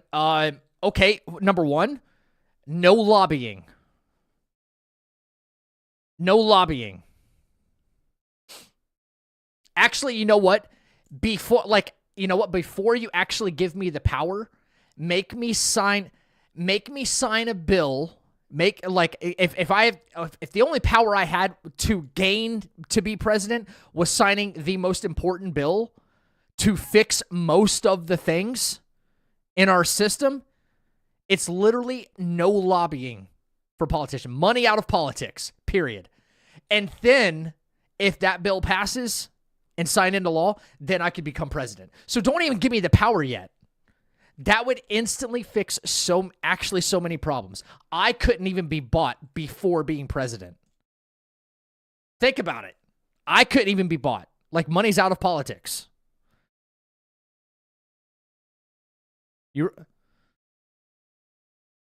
Saying something stupid to ban? No, I'm not going to say. I mean, what would you do? Question tonight. Do you want Ukraine to win this war? I want the war to stop. I want to save lives that are being people being killed by the millions. It's the millions. It's so much worse than the numbers that you're getting, which are fake numbers. Look, we're in for 250 billion or more, because they don't ask Europe, which is a much bigger beneficiary to getting this thing done than we are. They're in for $150 billion less because Biden and you don't have the courage to ask Europe like I did with NATO. They paid billions and billions, hundreds of billions of dollars when I said, either you pay up or we're not going to protect you anymore. So that's maybe one of the reasons they don't like me as much as they like weak people. But you take a look at what's happening. We're in for 250 to 275. The only way these people get to like this stage is with billionaire backers. Both of them. It doesn't matter. Money out of politics fixes so much shit. So much shit. And they respect your president, okay? They respect me. They don't respect Biden. How would you respect him? Why? For what reason? He hasn't even made a phone call in 2 years to Putin. Hasn't spoken to anybody. They don't even try and get it. That is a war that's dying to be settled. I will get it settled before I even become president. If I win, when I'm president-elect, and what I'll do is I'll speak to one, I'll speak to the other, I'll get them together. That war would have never happened.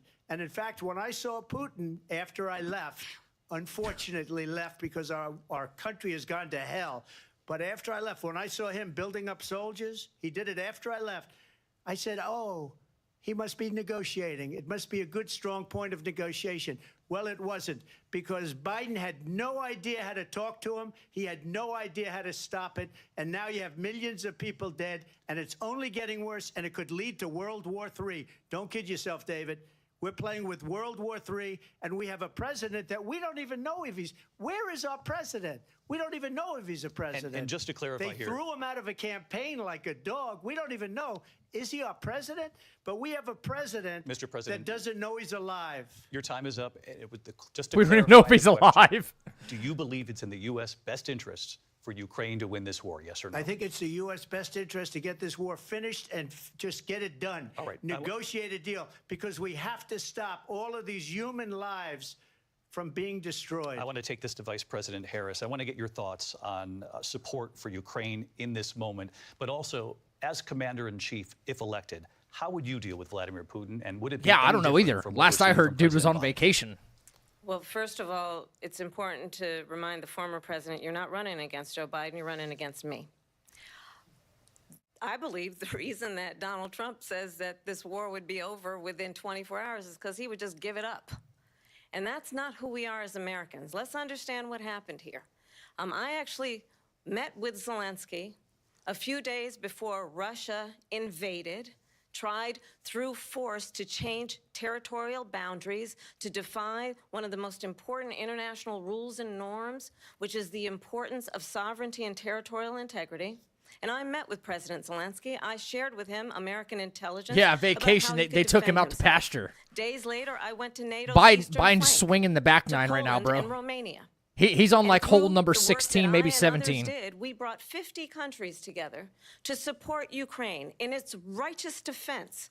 And because of our support, because of the air defense, the ammunition, the artillery, No, he's not looking the at her. javelins, the Abrams tanks that we have provided, Ukraine stands as an independent. I don't think he and wants free to give her country. any more If Donald ammunition Trump to were be like, president, what are you looking at me like Putin that would be for? sitting in Kyiv right Oh, that's a now. hateful look. And Is it because I'm a understand what woman that would kind of mean, thing? Because Putin's The agenda ammunition could be is there, not you know? just about He was probably Ukraine. told, don't look at her. Understand why Don't look the at her. European allies and our NATO allies are so thankful that you are no longer president, and that we understand the importance of the greatest military alliance the world has ever known, which is NATO, and what we have done to preserve the ability of Zelensky and the Ukrainians to fight for their independence.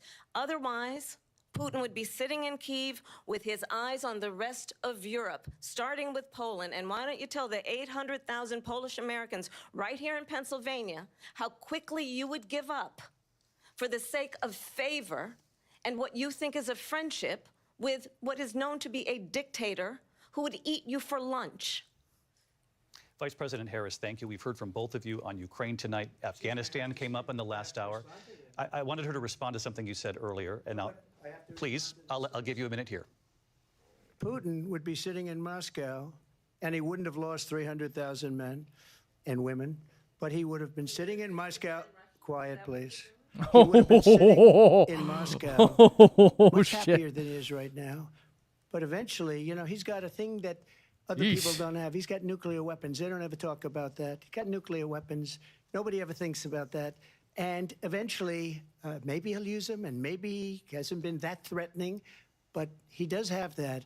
Something we don't even like to talk about. Nobody likes to talk about it. Get to the Just point, so dude. you understand, they sent her to negotiate peace before this war started. 3 days later, he went in and he started the war because everything they said was weak and stupid. They said the wrong things. That war should have never started. She was the emissary. They sent her in to negotiate with Zelensky and Putin, and she did. And the war started 3 days later. And that's the kind of talent You have to ask we have yourself, with her. though, why She's worse did the than war Biden. not In my happen while opinion, he I was think in he's power, the worst though? president in the history of our country. She goes I mean, he had down like, as the worst if vice Putin president wanted in the Trump history to of our be country. But let me like tell you in office so something. that way he could She like is take a advantage of it horrible and shit like that, negotiator. how come it didn't They happen sent her that in to whole 4 negotiate. years? As soon as they left, Putin That's did the kind of invasion. puzzling President me. Trump, thank you. You did bring up something. You said she went to negotiate with Vladimir Putin. Vice President Harris, have you ever met Vladimir Putin? Can you clarify tonight? Yet again, I said it at the beginning of this debate, you're going to hear a bunch of lies coming from this fellow. And that is another one. When I went to meet with President Zelensky, I've now met with him over 5 times. Maybe they're scared because he's a loose cannon. The reality is it has been about standing as America always should, as a leader upholding international rules and norms, as a leader who shows strength, understanding that the alliances we have around the world are dependent on our ability to look out for our friends and not favor our enemies because you adore strongmen instead of caring about democracy. And that is very much what is at stake here. The President of the United States is commander-in-chief. That's a good point, Brood. And the American people have a right to rely on a president who understands the significance of America's role and responsibility in terms of ensuring that there is stability and ensuring we stand up for our principles and not sell them for the benefit of personal flattery. We've talked about Ukraine and Vladimir Putin. I do want to talk about Afghanistan. It came up in the first hour of this debate. I want to move on to Afghanistan. Stoltenberg said Trump did the most amazing thing I've ever seen. He got these countries, the 28 countries at the time, to pay up. He said, I've never seen. He's the head of NATO. He said, I've never seen. For years, we were paying almost all of NATO. We were being ripped off by European nations, both on trade and on NATO. I got them to pay up by saying one of the statements you made before, if you don't pay, we're not going to protect you. President Otherwise, Trump. we would have never gotten it. He said it was one of the most incredible jobs that he's ever seen done. Thank you. I want to turn to Afghanistan. It came up in the first hour of the debate, and we witnessed a poignant moment today on Capitol Hill, honoring the soldiers who died in the chaotic withdrawal from Afghanistan. I do want to ask the Vice President, do you believe you bear any responsibility in the way that withdrawal played out? Well, I will tell you, I agreed with President Biden's decision to pull out of Afghanistan. 4 presidents said they would, and Joe Biden did. And as a result, America's taxpayers are not paying the $300 million a day we were paying for that endless war. And as of today, there is not one member of the United States military who is in active duty in a combat zone in any war zone around the world, the first time this century. But let's understand how we got to where we are. They always do this. Trump, when he was president, Stop. Do you take responsibility or do you not? One of the weakest deals you can imagine. He calls himself a If they just deal start maker. talking Even about his other national shit, security both of advisor them, said bro. It was a weak, Just answer the terrible deal. fucking And here's question. How it went down. He bypassed the Afghan government. He negotiated directly with a terrorist organization called the Taliban.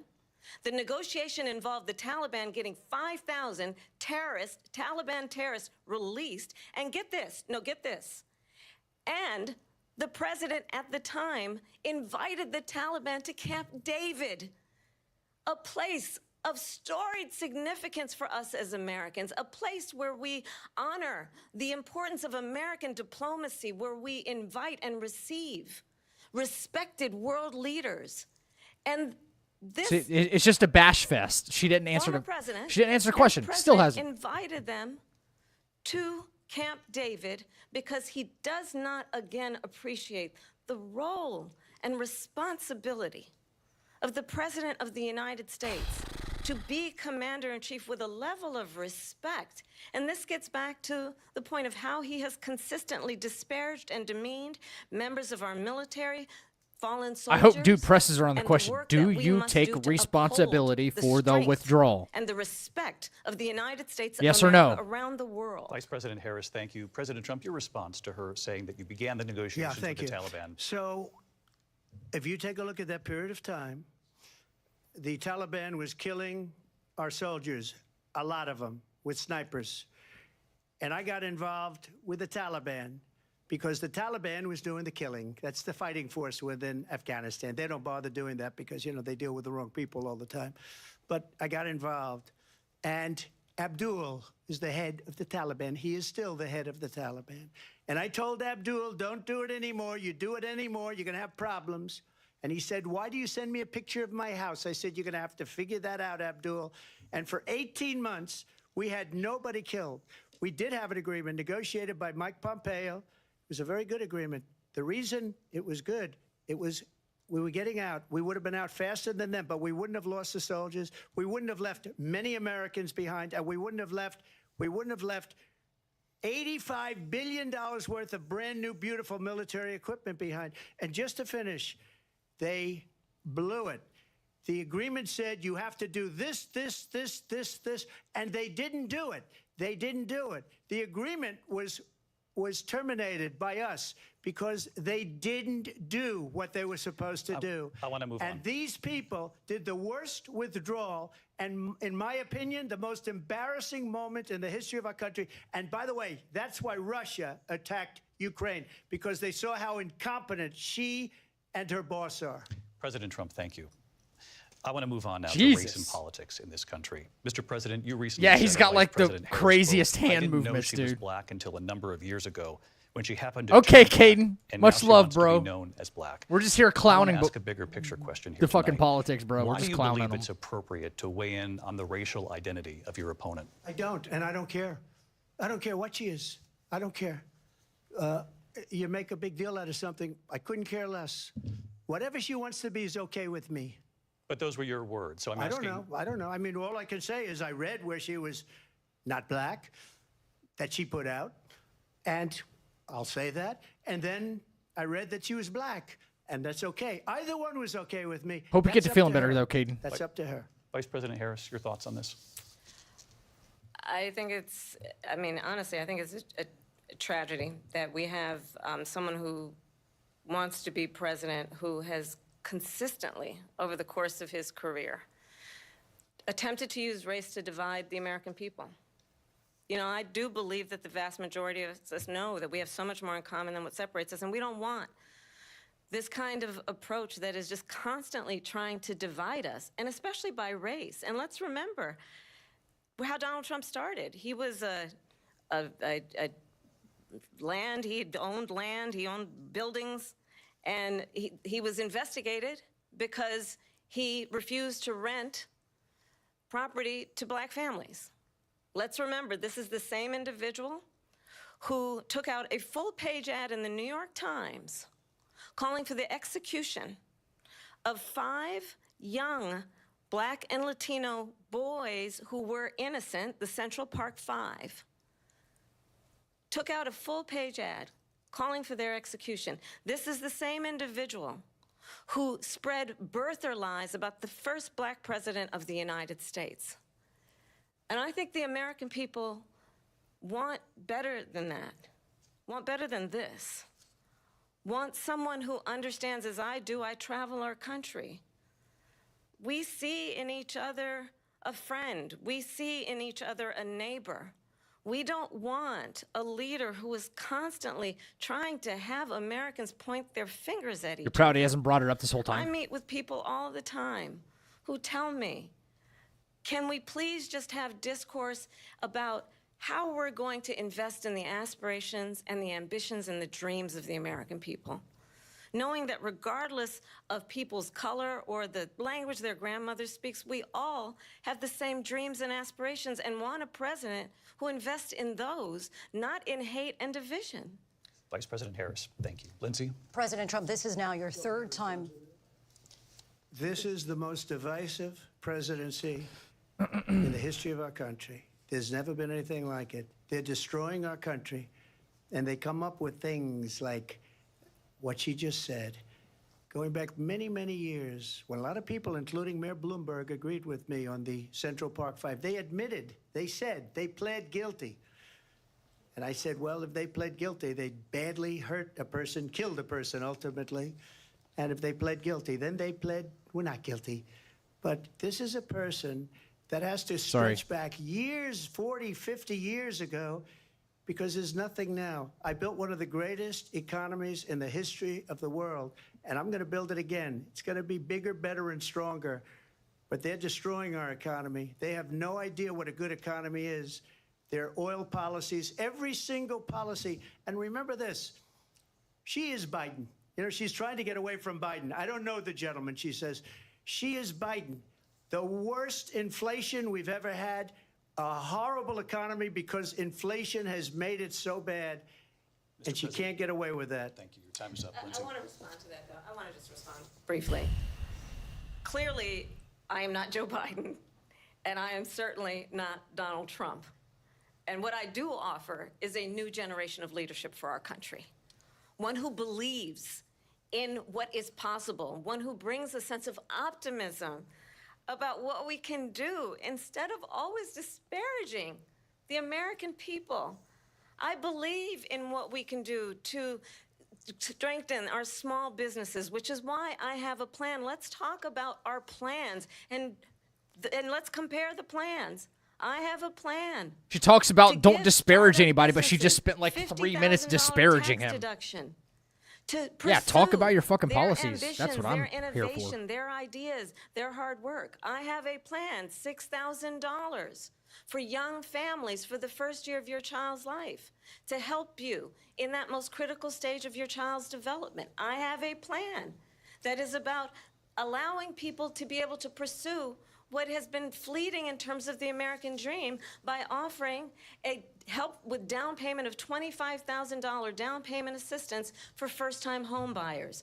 That's the kind of conversation, I believe, David, that people really want tonight, as opposed to a conversation that is constantly about belittling and name-calling. Let's turn the page. Yo, do I get a retroactive $25,000 for the first home I bought? President Trump. Please. Please. To defund the police. She has a plan to confiscate everybody's gun. President Trump, she has we do a have plan to move on to not other allow issues. fracking in Pennsylvania or anywhere else. Okay. That's what her plan is until just recently. I just need to respond. President Trump, No, the former president has said something twice that I need to respond to. I'm sorry. We're going to move on, Vice President Harris. President Trump, this is now your third time running for president. You have long vowed to repeal and replace the Affordable Care Act, also known as Obamacare. You have failed to accomplish that. You now say you're going to keep Obamacare, quote, unless we can do something much better. Correct. Last month, you said, quote, we're working on it. So tonight, 9 years after you first started running, do you have a plan, and can you tell us what it is? Obamacare was lousy health care, always was. It's not very good today. And what I said, that if we come up with something, and we are working on things, we're going to do it, and we're going to replace it. But remember this. I inherited Obamacare because Democrats wouldn't change it. They wouldn't vote for it. They were unanimous. They wouldn't vote to change it. If they would have done that, we would have had a much better plan than Obamacare. But the Democrats came up. They wouldn't vote for it. I had a choice to make when I was president. Do I save it and make it as good as it can be, never going to be great, or do I let it rot? And I felt I had an obligation, even though politically it would have been good to just let it rot and let it go away. I decided, and I told my people, the top people, and they're very good people. I have a lot of good people in that administration. We read about the bad ones. We had some real bad ones, too, and so do they. They have really bad ones. The difference is they don't. No, he doesn't have a plan, but he says they're working on something. I had a choice to make. Do I save it and make it as good as it can be, or do I let it rot? And I saved it. I did the right thing. But it's still never going to be great, and it's too expensive for people. And what we will do is we're looking at different plans. If we can come up with a plan that's going to cost our people, our population, less money and be better health care than Obamacare, then I would absolutely do it. But until then, I'd run it as good as it can be run. Yeah. What's up, Tony? I have concepts of a plan. I'm not president right now. But if we come up with something, I would only change it if we come up with something that's the only thing and less expensive. okay. And there are concepts and options. The only thing that I can agree with when he was like changing things with like Obamacare or whatever is everybody was getting, if you didn't have health care somewhere, the government was taking like $175 per month that you did from your tax return.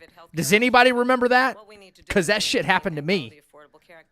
And like they got rid of that part. Previous point that the former president has made. I've made very clear my position on fracking, and then this business about taking everyone's guns away.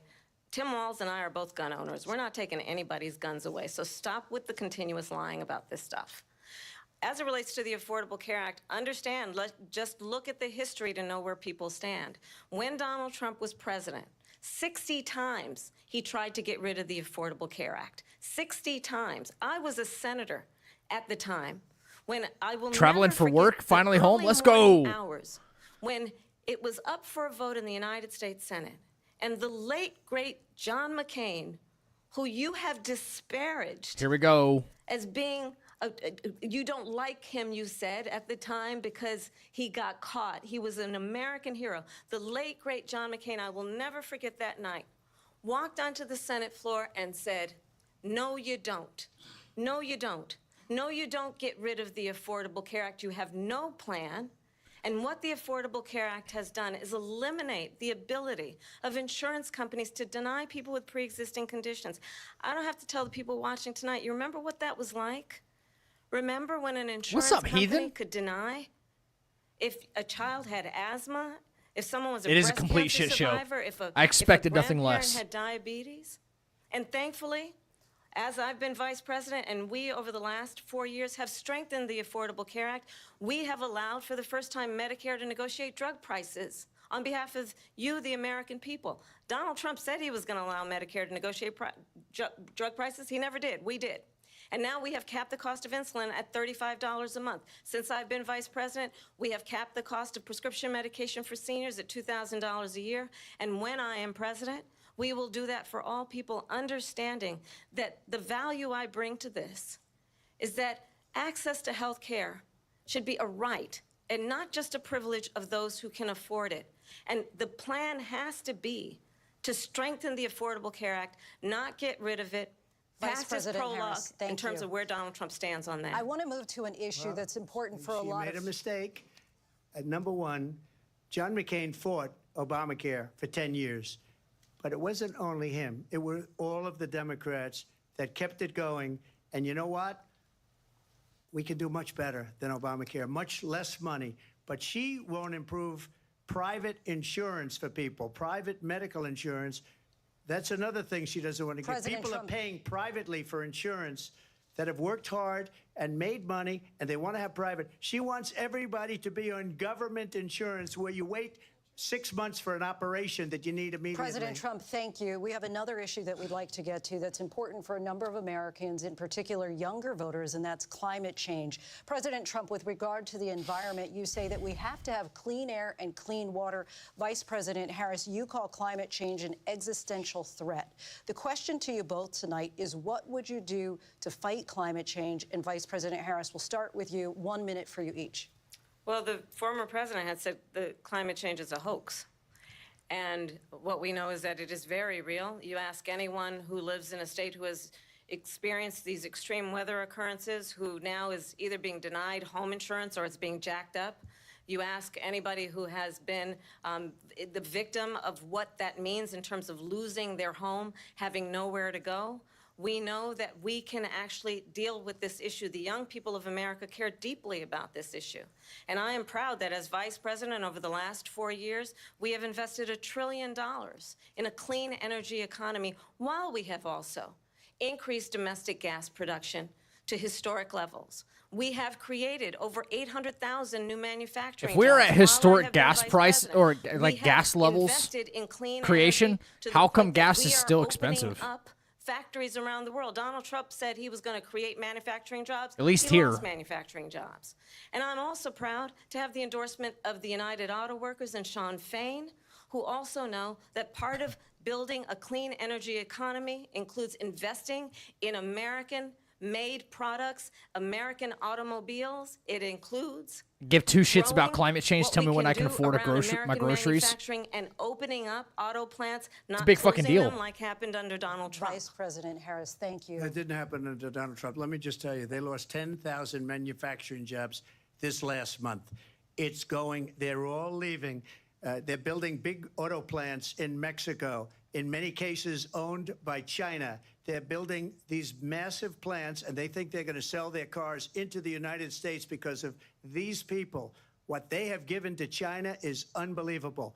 But we're not going to let that. We'll put tariffs on those cars so they can't come into our country, because they will kill. If you're at historic highs, though, you can stockpile and sell for cheaper. Whether it's in Detroit or South Carolina or any other place, what they've done to business and manufacturing in this country always an oil is reserve. horrible. We That have never nothing depletes. because they refuse. You know, But if you're Biden going to doesn't boast go about after historic people highs because for gas, supposedly China paid him millions like of dollars. production, He's afraid then to do it. Between prices have him to and come his down, son, right? They get all this money from Ukraine. They get all this money from all of these different countries, and then you wonder, why is he so loyal to this one, that one, Ukraine, China? Why is he? Why did he get $3.5 million from the mayor of Moscow's wife? Why did she pay him $3.5 million? This is a crooked administration, and they're selling our country down the tubes. President Trump, thank you. Thank you. We'll be right back with closing statements from both of our candidates. An historic Okay, night. This closing ABC News statements. presidential debate. Closing statements coming up. I don't know prices here. That's why I said here. I made sure to include the words here, okay? Like, where you guys might be, it could be cheaper, but that's not, like, the national, like, rule. Gas prices are at a low in this past 17 years. Really?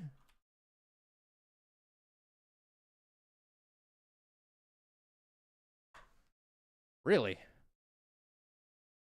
This is the national average, 340.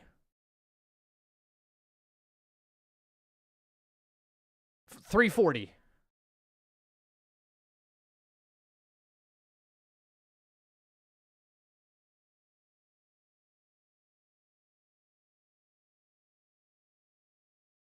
This is from the U.S. Energy Information Administration. 2024? Yeah, 389. Probably rounded up, but this is the most accurate one, right? This is month over month. You said it's the lowest in 17 years. That's not correct. There's no way. Even if I go back 14 years, I can see $2. This is national average, 2.715. 2009, 1.7. Let's only backtrack to 2016. 1.9. It's not on no 17-year low. 1.9. This is when he was doing the president shit, right? He was 2016. Yeah. 1.9, 1.7, 1.9, 2.1, 2.2, 2.3. Kind of goes up a little bit. Yep. Yep. Doesn't go beyond 3. National average. It's down to 1.8 in 2020. 2022, this is when we started like hurting, guys. 4.9 was the average in 2022. 4.9. Holy shit. Gas prices might be looking good where you're at, Brood, but that's not like indicative of the entire country. That was my only point about that. But it's not at no 17-year low, that's for sure. I don't know where you got that.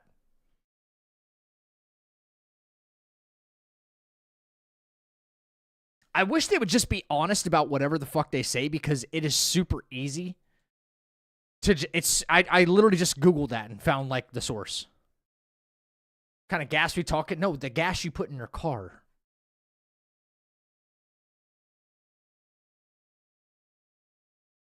Crude oil. Bro, if it was one something, I would actually cry happy tears. Tell me about it. I paid $2.84 this morning. Last week was close to $4. God dang, that's a big jump, heathen.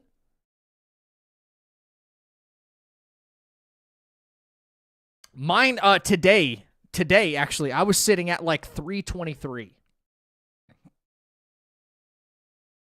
323.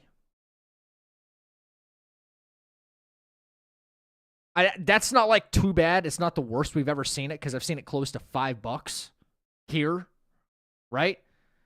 But I don't like this whole like normalization of, well, yeah, like 350 should be like the new norm. Anything below that, you know, should be. It's 360. Where exactly my point. No 17-year low. There ain't no 17-year low. Gas prices are still, energy prices, period, are just up. They just are. Whether it's your electric bill, whether it's the gas bill, it's all energy. Natural gas, it's all energy. And that sucks. That sucks for everybody. That sucks for businesses. Everybody.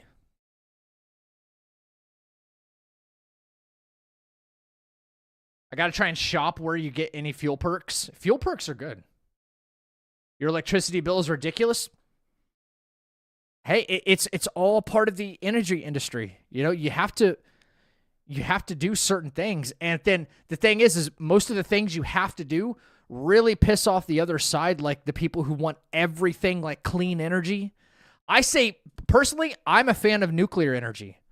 It is clean, and it's the most powerful form of energy we have. Nuclear is fucking awesome.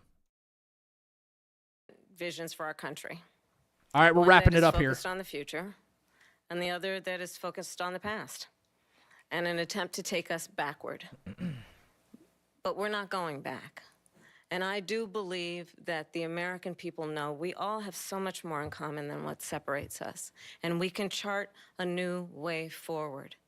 And a vision of that includes having a plan, understanding the aspirations, the dreams, the hopes, the ambition of the American people, which is why I intend to create an opportunity economy, investing in small businesses, in new families, in what we can do around protecting seniors, what we can do that is about giving hardworking folks a break and bringing down the cost of living.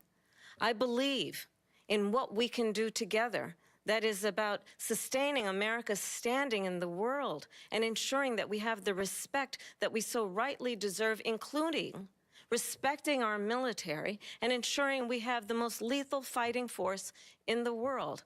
I will be a president that will protect our fundamental rights and freedoms, including the right of a woman to make decisions about her own body and not have her government tell her what to do.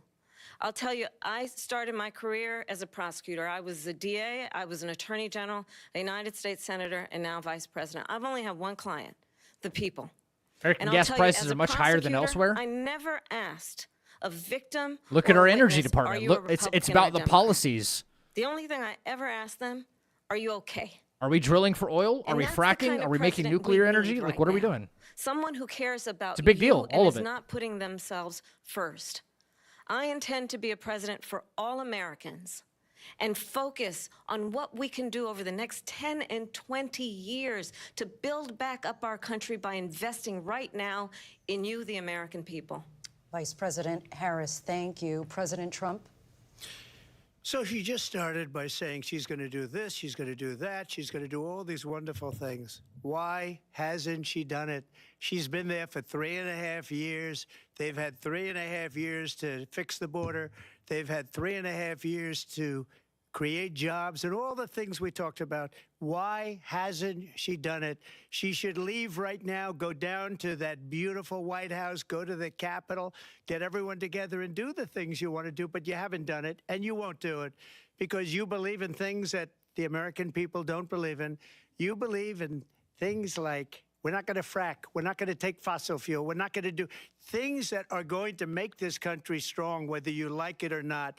Germany tried that, and within 1 year, they were back to building normal energy plants. We're not ready for it. We can't sacrifice our country for the sake of bad vision. But I just ask one simple question. Why didn't she do it? We're a failing nation. We're a nation that's in serious decline. We're being laughed at all over the world. All over the world, they're laughing. I know the leaders very well. They're coming to see me. They call me. We're laughed at all over the world. They don't understand what happened to us as a nation. We're not a leader. We don't have any idea what's going on. We have wars going on in the Middle East. We have wars going on with Russia and Ukraine. We're going to end up in a third world war, and it'll be a war like no other because of nuclear weapons, the power of weaponry. I rebuilt our entire military. She gave a lot of it away to the Taliban. She gave it to Afghanistan. What these people have done to our country, and maybe toughest of all, is allowing millions of people to come into our country. Many of them are criminals, and they're destroying our country. The worst president, the worst vice president in the history of our country. President Trump, thank you. And damn, that was just like a slam. That was just a slam track. At the National Constitution Center. Yeah, great plan discussion there, and bud. I'm David Muir. Thank you for watching here in the U.S. and all over the world, and from all of us here at ABC News. Good night. In fact, like, they both didn't really discuss a plan. They just said, I just have a vision. And Kamala was like, my vision is looking forward and not looking back, and then all this other stuff. Trump's vision was, these guys fucking suck. You know, that was Trump's vision. That was the extent of that, like, last exchange. These guys fucking suck. That's it. Yeah. Like, the fear mongering has gone to just like new heights, bro. It's insane.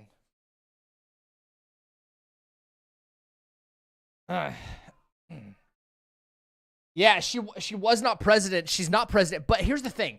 Okay, so my only question is like, she's currently and still has many months to go as vice president with the current sitting president, right?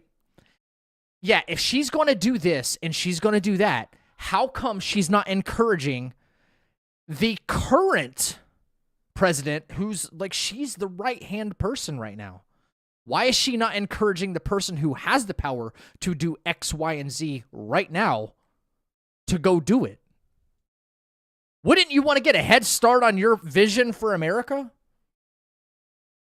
Like, you may be the VP, but you still have, like, you know? Who knows what's going on behind closed doors? Well, that's the thing. No, if you're running for president, like, you're running for president. You're not, like... Yeah, they have almost identical policies, right? So, if that's the case, do something. Do something. Say, listen, Joe, I like... And you know what? Here's an even better tactic, ladies and gentlemen. Check this out. If she's running for office right now, she could use this as, like, a fucking cannon to just slingshot her to victory, right? She's VP. If her and Biden's, like, plan are basically the one and the same thing, she goes to Biden. She's like, listen, I want to get this done, right? At least this one big thing. And if I do it, no. Not maybe she will. She should have already done it. Okay? Like, she's already announced, like, 50 days ago or 60 days ago. It's been like 2 months already since, like, Biden dropped out or some shit. Okay? In order to propel me and slingshot me to guaranteed victory, I will announce a policy position. I want to do this. Okay? Yeah, Biden goes in and like, with the help and endorsement of Kamala, both of their names are on the executive order. Boom. Written into law, right? Executive order done. Then when she shows up for this debate, she goes, guess what? I said I'm running on this campaign promise, but I've already delivered even before I've gotten presidency. Like, wouldn't that be, like, the best thing to do? Right? Like, think about it. Just think about it. Think about it. She's, like, she didn't answer. Like, we could go on for days about all the stuff he skirted and lied about. Like, I get it. Okay? But, like I'm scrutinizing her as well because... Like, when she was asked, hey, how come 3.5 years later, now you want to do something about the border? Right? She still didn't answer that. She didn't answer what happened. 3.5 years, guys. That's a long time. His plan is just walls and no women's rights. Okay, at least on the wall thing, because I have no position to be talking about women's rights. I'm going to leave that alone, guys. I'm going to leave that alone, okay? What do you think about the wall? What do you think about a southern border?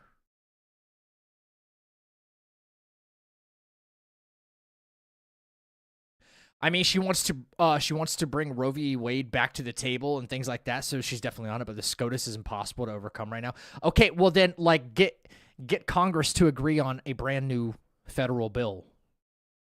You don't need the Supreme Court for that. You know what I mean? Get them to write your own bill and then put it out there for a vote. Right?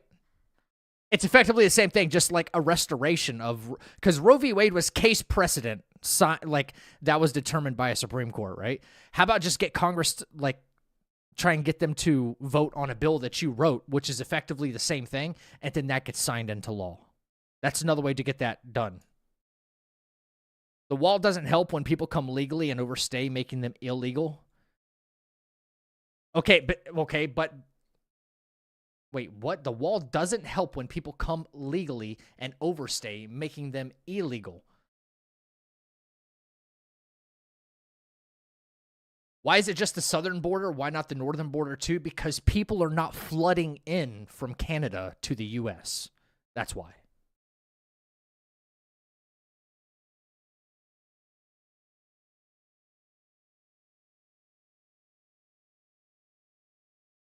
People come in legally all the time and definitely overstay, okay? And usually by then they become a very good, productive member of society. Won't disagree with that. But the problem I see with that is, like, if you're overstaying, how come you're not, like, in the process of getting your citizenship? And if you know that it is on a timetable and you could get caught and deported and then, like, your whole life is uprooted, like, why are you not prepared for that? Like, you don't come in legally and then there, like, a whole explanation happens. You go through an entire process and then you're just like, oh, well, I don't know that I'm overstaying. Years and years later. That doesn't happen. No, I don't buy that shit. Okay, you're overstaying on purpose, and I get it, but, like, just go through the proper channels, you know, apply for your citizenship, and, like, borders to me make no sense in general. That's dumb. I'm not calling you dumb. I'm just saying borders absolutely make sense.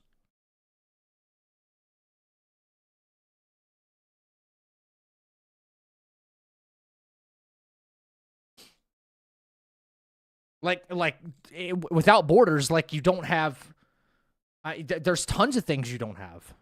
Like, people just coming and going. Everybody's basically a vagabond. And just, like, drifting from one place to the other.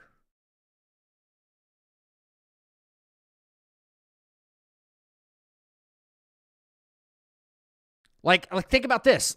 Okay, countries and civilizations have had walls for forever. I don't understand why having one for us is, like, such a, like, an insane thing. Okay? All right? It's not. Yeah, back in medieval times, you know what people's walls were? It was their castle. Okay? What about before then? Let's see. What the Greeks? What was it? The Greeks that got invaded at the Battle of Troy? Like, their walls got, like, they had walls for a reason. The Vatican has a wall surrounding the Vatican. Right? They have a wall. A big wall. A very big wall.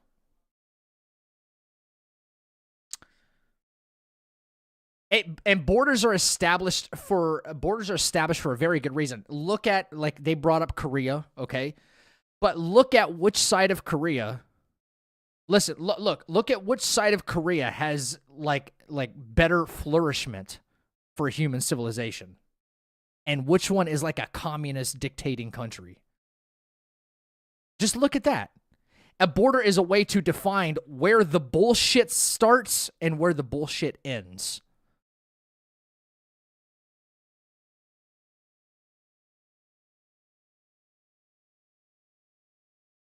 Build bridges, not walls. As what, it still looks bad as a whole. I know, but we have to talk about the bad stuff too. You know, like, I mean, yeah, I agree with you. It looks bad. I'm just saying, a country divided is an easy W. Yeah, and I mean, I get it. At this point, I think, like, the whole division in the country, like, they're not even trying to, like, divide us anymore. They've gotten us all to a point where it's kind of taken on a life of its own. And now we're just dividing each other. As soon as one person says something I disagree with, they're my enemy. You know what I mean? They've just gotten us all to that point. I'm not like that. I'm happy to disagree with anybody. It's whatever, you know. Agree to disagree. But a lot of people have just reached that point where everything is so already divided. They don't have to even work to divide us anymore because the damage is done. Oh, you don't like the thing that I like? You're my enemy automatically. Like, what?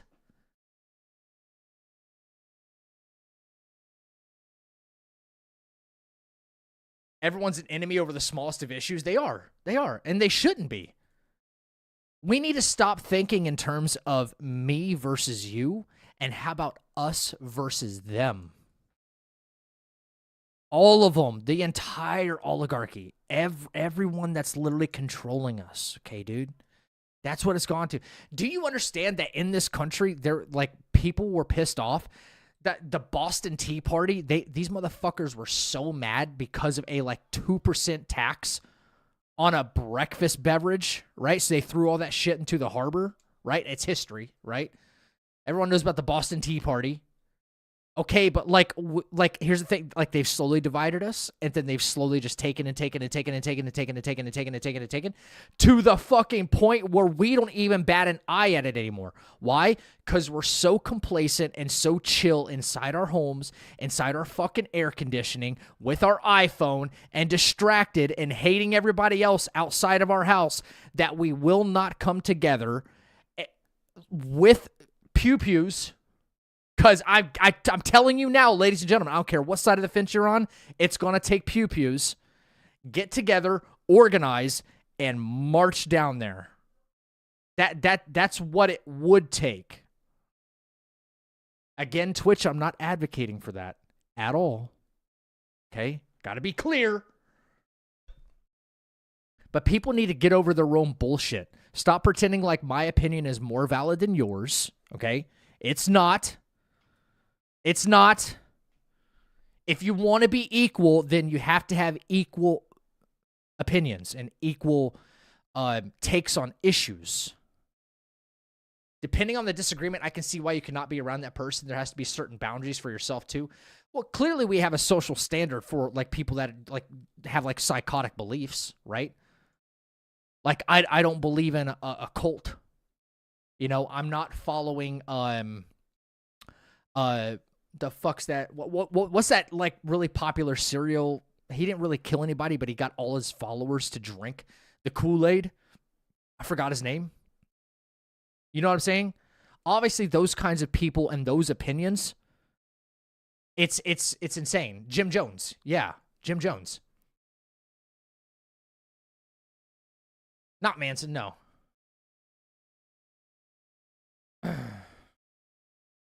Listen, Zach, I formed my political opinion literally yesterday. No way you can compete with that. No, there's no way I can compete with that. So, when it comes to the, radical opinions of people, we should all be able to, sit over here and be like, fuck that guy. All of us. Even if we still disagree in this circle. That's called the exception, not the rule. Okay? The rule should be, hey, we all disagree on some shit, but we still very much get along, and it's us versus them. And the outcasts that believe the psychotic shit, that go well beyond normal opinions, you know who those people are. And if you're not smart enough to identify those people, then you're out of the circle too. Come on.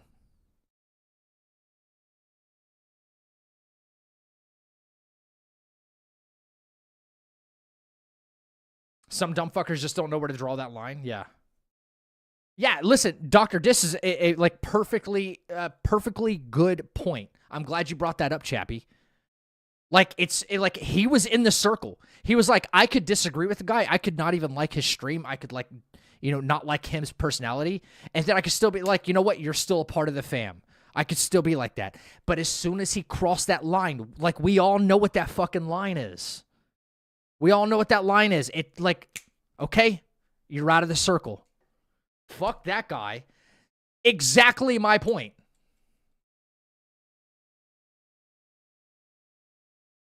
I'm not even talking about way off the wall things like that. Well, give me an example. Tarantino was doing a movie. Oh, bro, anything with Tarantino and Leo is going to be freaking gas.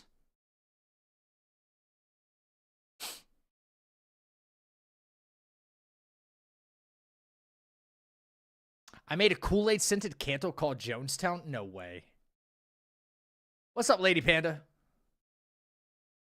Like, personally, I am not being around someone who pretty much thinks like your rights as a woman. And I know way too many people like that in my family. I'm not saying you have to associate with them. I'm not saying you have to associate. You don't have to be their best friends. You know? I'm not saying that at all.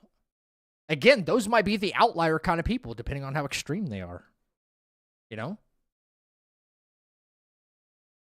You're under the weather? Oh, I'm sorry. That sucks. I missed the end of your last stream. Did you complete that horror game? I did. I finished it that stream. It wasn't very long at all. I mean, it was like a $7 game, but so you can't expect like 20 hours of gameplay or something like that. But I would hope for maybe 1/10 of the price of a AAA game. I'm getting at least 1/10 the amount of content.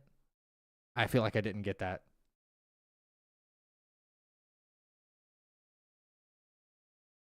Did I overall enjoy it? It was so weird, man. All I know is keep China out their mouths. Come on. Bro, Wukong delivers one thing. Game Science delivers one thing, and it's like Hugh is pro-China all the way. No shot. You crazy, man. You're so funny. You're so funny. One company delivers that like one of their best games. Listen, I'm all for the people of China. I'm just not. No. I'm all for the people of China. I am not for the Communist Party, dude.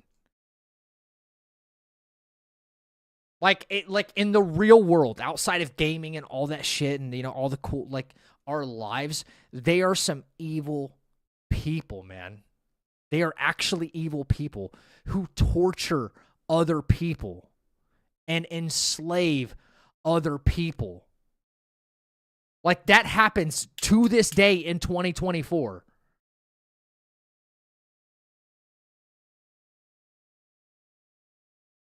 Think about that. Like, we can enjoy our fucking, I can enjoy my fucking back scratcher that probably was made in China or something like that. And, I can appreciate the Chinese people and their culture, their very rich culture, mind you. And, the cool shit that kind of comes out of there, including a game like Wukong. But, I'll never be on board for the Communist Party, ever. I want them to be a free society. The irony of it all is they don't like black people. Coming from a black dude. Yeah, it's true. Where did that even come from? I don't get it. I really don't. I don't get why anybody doesn't like anybody based on the color of skin. I'll never fucking get that, dude. You know what? I'm out of that conversation. I don't mean to pull the I got a black friend card on you, but I'm gonna fucking pull it, okay? I got lots of them. All right? Lots of them.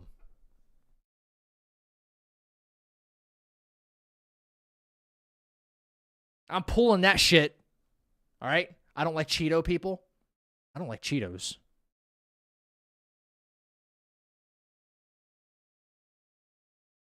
Bro, I got this black friend. I don't get it.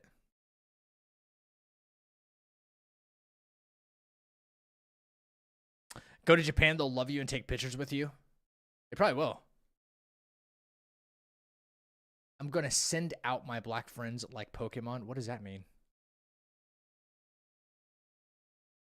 Hugh, I gotta be honest with you though. I think I think Japanese culture, the stuff we get out of Japanese culture, I think it's cooler than Chinese culture. I don't know if that's an unpopular opinion, but that's mine. I feel like they've delivered on so much more. Like anime, manga, food. You know what I mean? They've given us quite a bit over the years, baby. Like, Japanese culture is kind of where it's at. Like, you go to Tokyo, you'd be like, what the fuck? It's like New York on steroids. Chinese and Japanese food is a hard debate. I do love some Chinese food.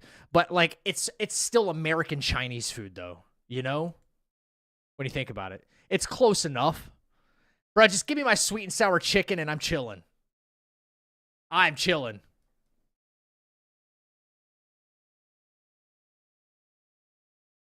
Yeah. But listen, I'm gonna put this out there right now. Nothing beats Italian cuisine, baby. Yeah, come on. You guys know the Italians, we got it made, baby. Carbs all day on deck.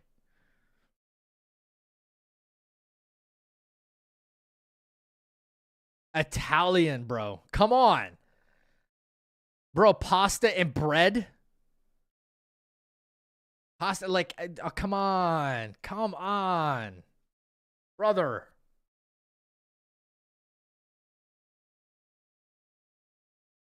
You remember that night you were talking about your casserole? My mom finally made chicken casserole. Ooh, sounds good. Everybody knows the best is Southern barbecue. I don't know about best, but Southern barbecue is really fucking up there. I mean, come on. I live in the South. You think we don't barbecue down here? Brother. Trust me, I know. Outback barbecue.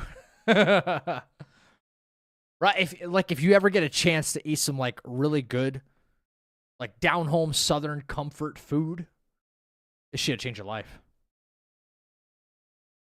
With a big ass cup of sweet tea, it'll change your life.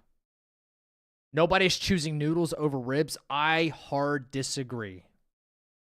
I know many of people who would. Many of people who would. Bro, spaghetti, like, pasta is life, brother. Pasta is life. Andrea agrees, I would. Gecko disagrees. Gecko's like, yeah, I'm having them ribs. I hate ribs because spaghetti girl is absolutely choosing spaghetti, okay? We got that for sure. Dry rub ribs? I bet you dry rub.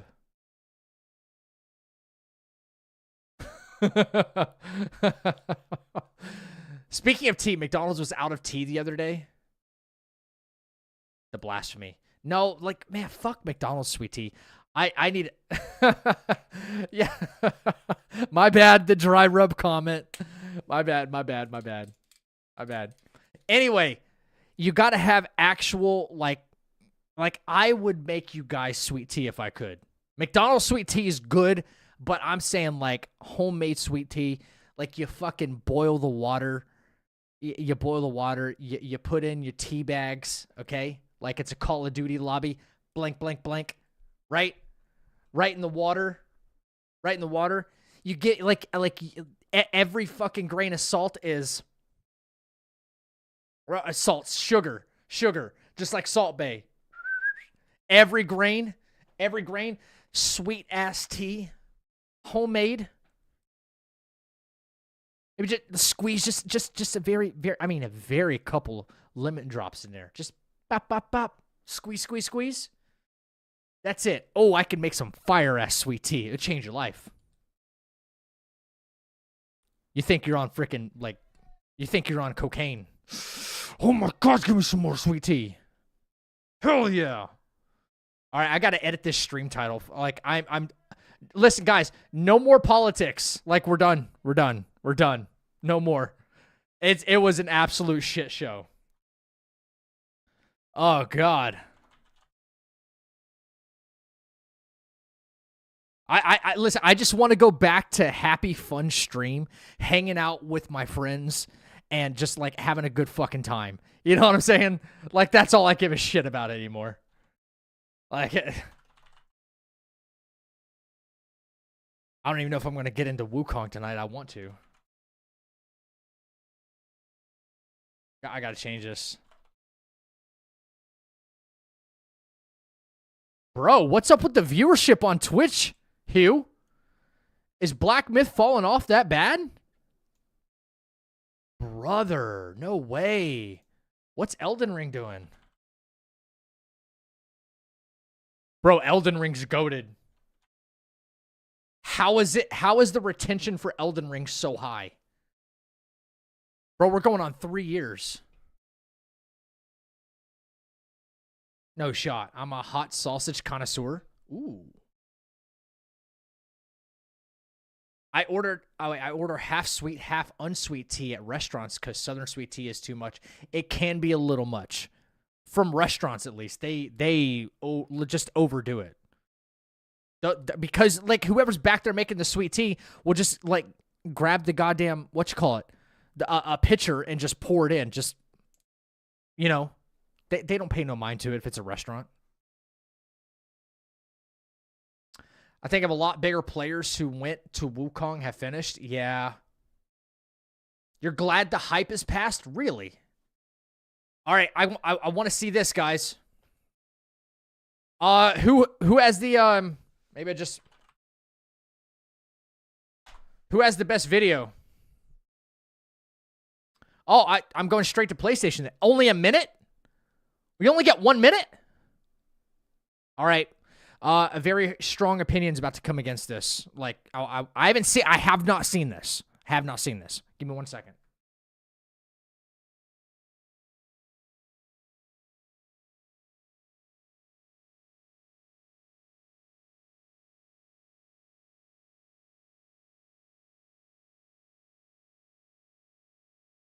Okay. So again, I have not seen this. I don't know if this is a tech demo, a showcase, what it is. It's only a minute and 5 seconds. PlayStation 5 Pro console reveal trailer. I'm going to go ahead and preface this by something. If you do not, within like the next, I don't know, 6 months, start announcing some fucking insane titles to follow up with this release, what's the point? What is the point? There better be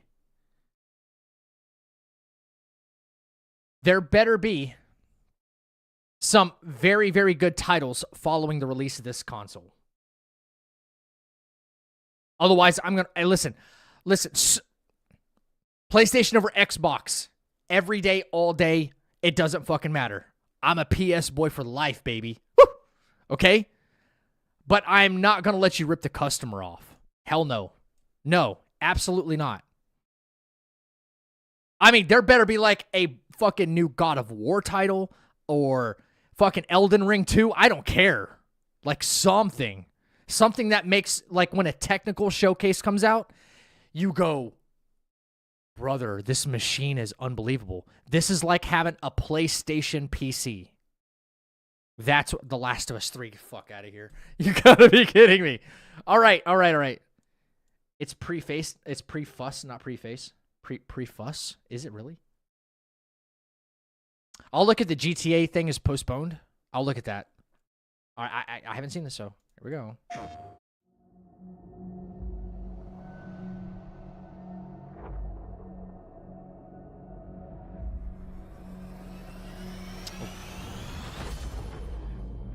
What's the leap?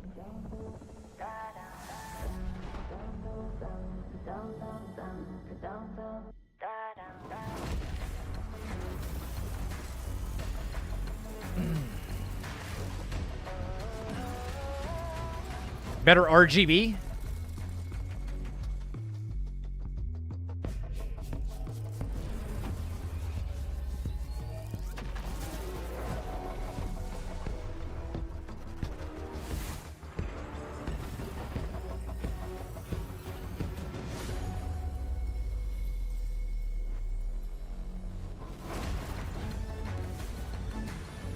Okay, frame rates and ray tracing.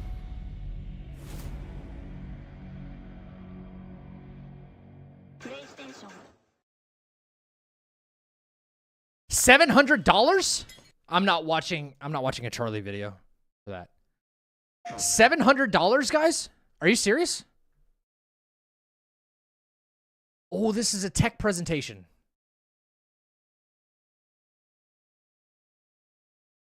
$700 fucking dollars. You got to be kidding me.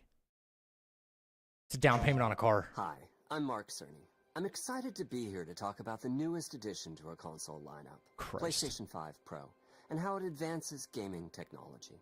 But first, I want to take just a minute to look at what we put in the original PlayStation 5 and how it delivers an exceptional experience. iCarry Crucial just resubbed for 5 months. Tony, thank you for the 5-month resub, dude. It brought a lot to the table. 8 Zen 2 CPU cores form the brains of PlayStation 5 and enable high-speed complex gameplay, with character counts reaching into the hundreds and frame rates that can be as high as 120 frames a second. Yeah, we already get that. PS5 has a powerful RDNA 2 GPU, which can render anything from intricate details to fantastic worlds with vast panoramas to explore. Ray tracing allows for dramatic visual improvements, including reflections off of water or glass, and the realism that comes from real-time global illumination. Yeah, that's why we love the PS5. SSD can load data at breathtaking speed, resulting in ultra-fast transitions between game worlds and data streaming rates so high that traversal speeds are essentially unlimited. So why do we need a Pro? Audio tech brings an unparalleled sense of immersion to the sound of the games. Bro, has anybody ever used that 3D audio shit? It's so weird. I understand the utility of it, like hearing stuff behind me. It's so weird. I need a left and a right, dude, and that's it. Like, that's it. Like, I get the immersion of it, but it's not the move. It really isn't the move. For real, you may not even need to see the enemies to know exactly where they are. Finally, the DualSense controller has haptics that let you feel through your hands what your character is experiencing inside of the game. I rarely put that on. It's wonderful to see such variety and richness of game experiences. Creators have made amazing use of the hardware capabilities, but when I talk to them, I do hear about their desire for more graphics performance. The dreams of the developers are bigger than can be supported at 60 frames per second, and that leads to an aspect of modern gaming that we're all familiar with: graphics modes. It can be a difficult choice for players. Okay, we might be onto something. Okay, hang on. These modes might also have listen, okay, I highly agree with the fidelity and performance mode of the PS5. If I was able to get an equal amount of performance out of my console when Final Fantasy VII Rebirth dropped, if I had to switch between one or the other, and there were some areas where the console could not keep up, so you had to put it in performance mode, and then I would switch it to like a fidelity mode or a graphics mode for the cutscenes and things to look better graphically that way, because it was such a big fucking game. Now, if we're talking about the Pro is going to be able to do both of them, you might have a little something on your hands. But that's not a huge improvement. I feel like you should be working towards that regardless. Detail or use more ray tracing. But the games only run at 30 frames per second. Right. The visuals can be choppier and the controls less responsive. Performance modes emphasize frame rate and interactivity, typically choosing to run at 60 frames per second. Mainly by reducing the graphical detail until those frame rates can be achieved. When asked to decide on a mode, players are choosing performance about 3/4 of the time. Removing that decision, or at least narrowing that divide, is one of the key targets for PlayStation 5 Pro. We want to give players the graphics that the game creators aspire to, at the high frame rates that players typically prefer. To do that, PS5 Pro substantially improves over PlayStation 5 in 3 ways. Here's what we call the Big 3. First, AI-driven we made the upscaling? GPU much larger and increased the speed of the memory it uses. The result Okay. is rendering that's up to 45% faster. Second, That's a big number. we made major upgrades It's pretty to bad. the ray tracing. Pretty good. Taking a streamlined and accelerated approach that allows calculation of the rays at double or even triple the speeds of PlayStation 5. And finally, we Okay. added custom hardware for machine learning and an AI library called PlayStation Spectral Super Resolution, or PSSR for short. PSSR analyzes the game images pixel by pixel and can add an extraordinary amount of detail, which boosts the effective resolution of the games. Game creators are adding PS5 Pro support to new and existing titles, and with the big three involved, the results can be pretty amazing. With graphics... Yo, okay. I don't know if anybody caught that, but that's actually a bombshell. If there are studios that are going to impose PS5 Pro support for already existing games, you can go back and probably at zero cost to you, do a free upgrade, and then get more fidelity out of your games, including, Hugh, Black Myth Wukong. I know you play that on console. Some of the older games could look even more beautiful. That's a bombshell right there. Showing something like fidelity levels of detail, but it doubled the frame rate.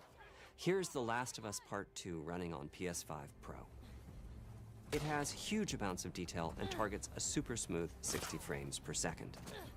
It needs to be 120. Let's compare this to Sorry. the fidelity mode on PS5. Well, the game's which is not only in running 120, at sorry. 30 frames per second, The game was and only is developed in therefore 60. much choppier. Yeah, that game was choppy. This goal of delivering almost fidelity-like graphics at I played it performance here. frame rates has been achieved for a broad set of titles, including Marvel's Spider-Man 2. No, that game was kind of beautiful on its own. Like that's not a big difference. That is a minor increase. Yeah, you can tell by like the floor right here. Hang on. Like the floor right here. This little thing right here and that. And look at the fidelity mode. Right? And look how blurry these lines are. And like these, look at that. That's not even back here. Right here. And right here.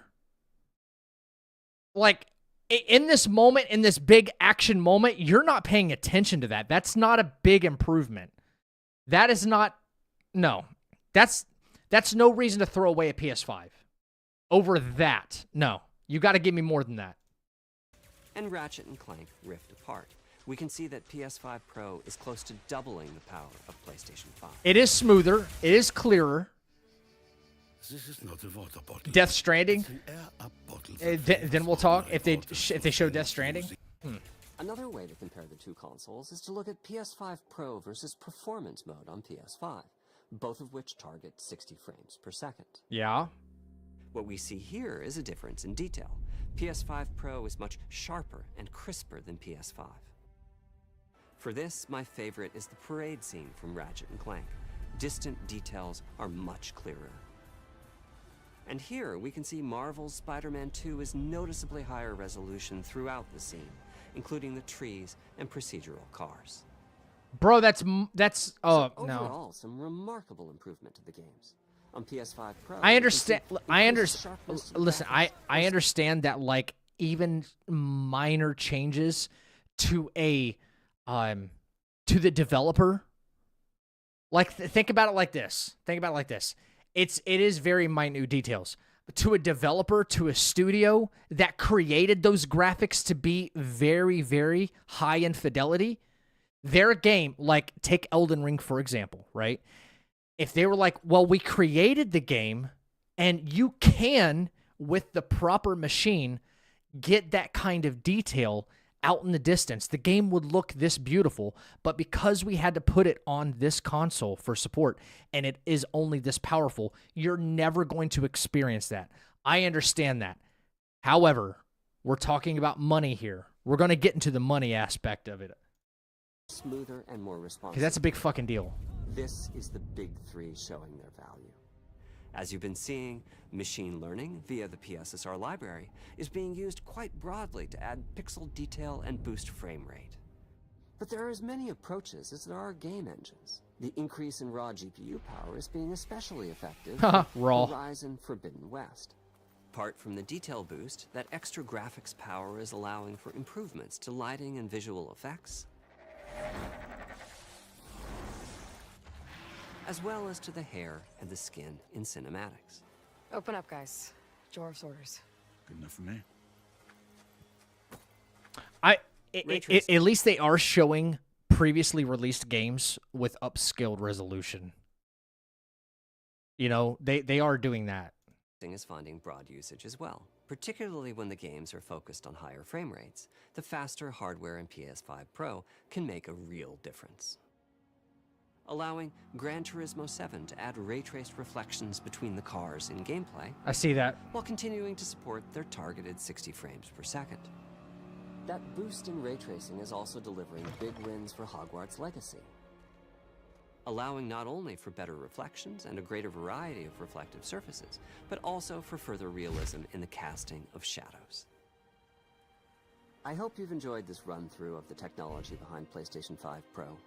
Simply put, it's the most powerful console we've ever built, and a worthy addition to the PS5 family. Let me wrap this up by giving you a quick look at a number of games running on the new console.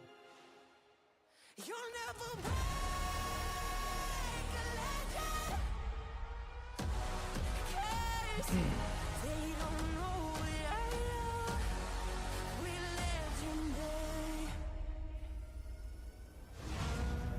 Don't let me hang it.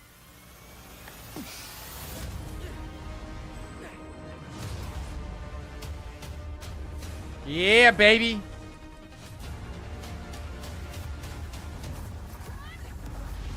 I'm a simp for Final Fantasy, so It'll be worth it. Okay.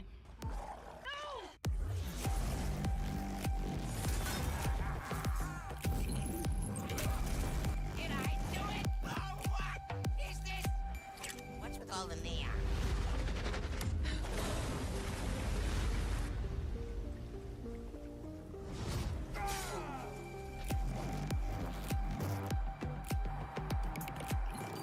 Gran Turismo.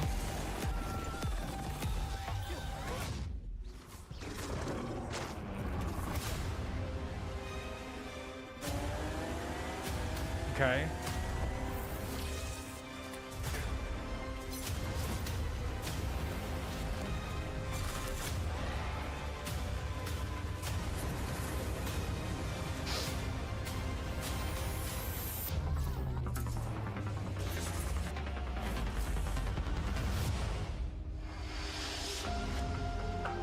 Oh! Ew! Ew! Oh, bro. Okay, like, oh, I feel like my nuts went, like, physically up into my body for a second. Oh. Yeah, oh my God. Vertical stand sold separately. Oh my God. $700, bro? You're getting this much extra value for this much money, ladies and gentlemen. Like, and I mean this much value out of it. Oh my God, $700 fucking dollars, guys. Like, that's insane. Guys, that's fucking crazy. Oh my God. Listen, at that point, here's what you should do. If you were ever going to buy a Pro, this is what you should do. Like, I get it, you're probably locked out of exclusives, but you might as well take that $700, sell your PS5, and buy a PC. Right? If they were smart about this, you know what they could do? You know what they could do? They could literally take the page out of Apple's book and do like a trade-in value. That way they recycle all their products and they can improve like the GPUs, all the usable ones. They can go in for product testing.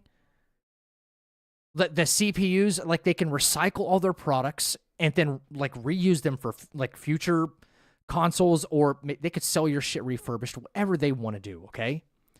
But if you don't want to pay $700 fucking dollars for just a little more fidelity in your games right now, and not even all games, mind you. Not even all games. Only the ones that were probably created within like the past year or released in the past year. Okay? Maybe 2 years. Right? How about you give me an option to trade in my PS5 and then this one and then this one I get for $400. Does that or does that not sound like a reasonable like trade? If you were intent on truly improving the quality of what you get. $200? Well, your old system is not worth $500, that's for sure. It was worth $500 new. Neither is mine. I would say maybe $200 or $300 max that like price break. You know, they still have to profit. You know, like people did do a lot of work to make even that little bit of improvement. They did a lot of work. That is a lot of work. Okay? So, I'm not discounting that. But I mean, god damn, $700 is a tough sell, guys. That is a tough fucking sell.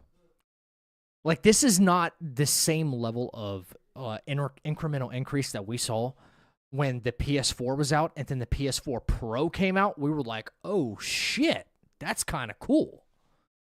And then from the 4 to the 5, bro, that was a fucking leap. The 4 to the 5 was just a leap, bro. I mean, they Simone Biles the shit out of that. This is, and the price tag was not this. You can't do this without that kind of leap. I don't think so. Yeah, like, it needs to be leaps and bounds over the previous gen console. Plain and simple. And there's not enough games that would even have the fidelity or performance options in them to maximize its potential. Why am I going to do that for a select few games that can even do it in the first place? I'm a Sony stan, don't get me wrong, but like this just does not seem right. This is fucking terrible. This price point is terrible. The console is good. The price point is fucking terrible. Sony, you might need to rethink this one, dude. You really do. This is a cash grab. This is a fucking cash grab. I love you guys, but this is a shameful moment. I would be better off selling my PS5. That's why, don't want to even get me started. Xbox is not on the top. Xbox is folded. Xbox is fucking cooked. Cooked. They've already folded their hands. Y'all don't have, no. Joke of the week, baby. Xbox is not even close to the top. Right now, it's PC, PlayStation, Xbox, Nintendo. I love you, Lady Panda, but no, Xbox is not on top. They're in such dire straits. Xbox is in such dire straits, like, should say Microsoft, but their gaming divisions is in such dire straits that all of their exclusives are probably coming to Sony. They're not going to be exclusive to Xbox anymore. It's not happening the other way around. They want people buying their games that Microsoft Studio has basically, like, they've created. Stuff that you can only get maybe on, like, Game Pass or something like that. Not anymore. Good luck. Good luck. Xbox ain't on top.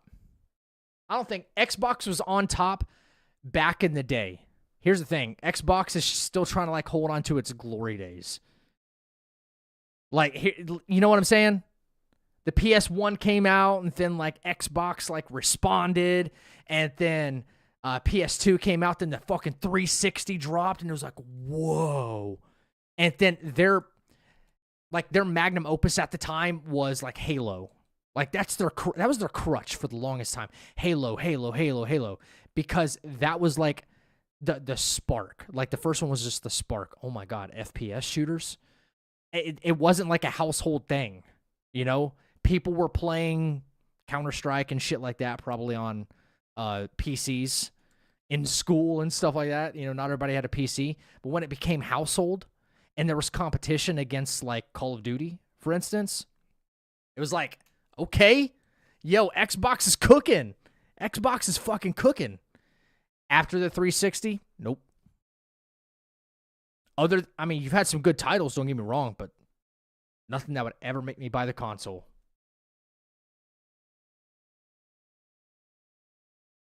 We aren't asking for a kidney for our consoles.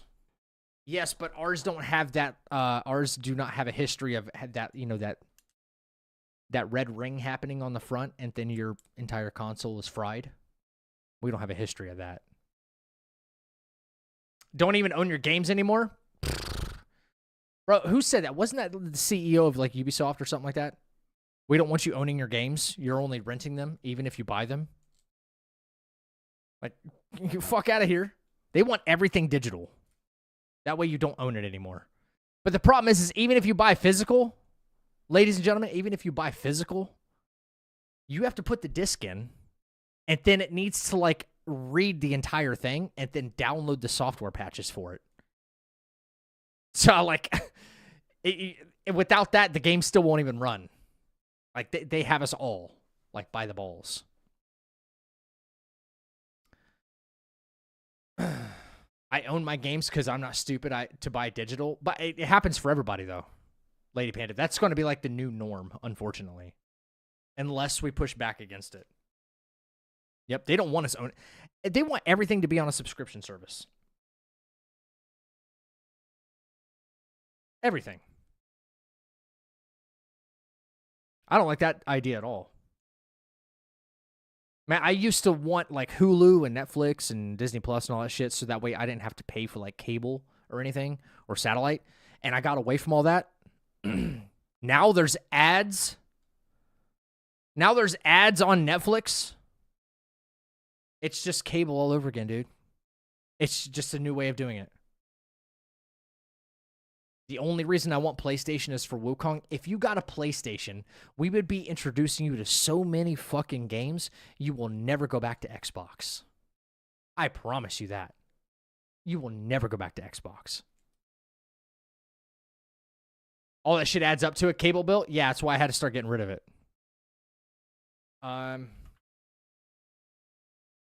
So what's this news about GTA 6? New info leaked about GTA 6 delay. Plus more leaks. I don't give a fuck about leaks anymore, dude. Everyone's got leaks. Everyone's got leaks. Everyone's got leaks. That's got to be fake. Or just AI. Because that's crazy. For real?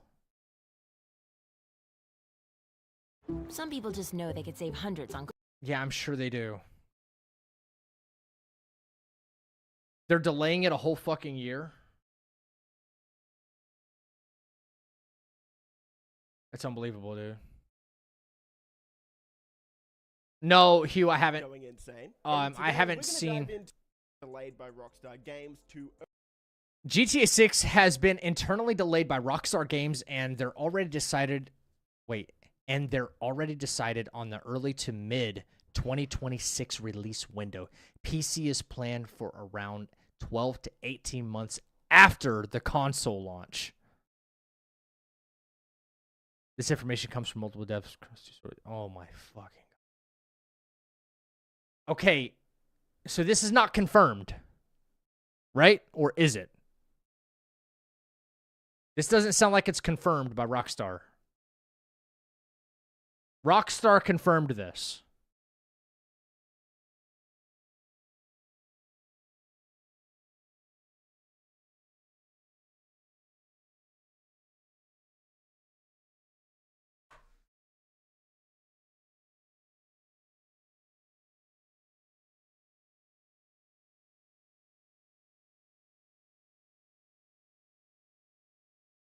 $16 hours ago, September 6th.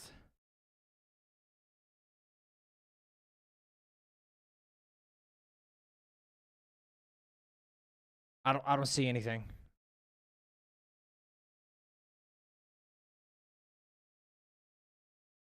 This is speculation then. until the it's speculation. This information comes from multiple devs across 2 studios, okay? Yeah. The first comment says, please let this be misinformation. Until I hear from Rockstar, I don't want to believe it yet. That's the only thing. That's the only thing. I just don't want to believe it till I actually see it from them. So, that would suck, though. If they come out and confirm it, that would suck. I agree. Hugh was talking about his Yakasha fight. I didn't get to see it yet. Whoa, no, that's studio. Where are you at? There you are. Yaksha King. Yaksha King. Let's see it, man. Let's see it. I was watching your Red Boy fight live, but I didn't get to catch this one. So, let's see this shit.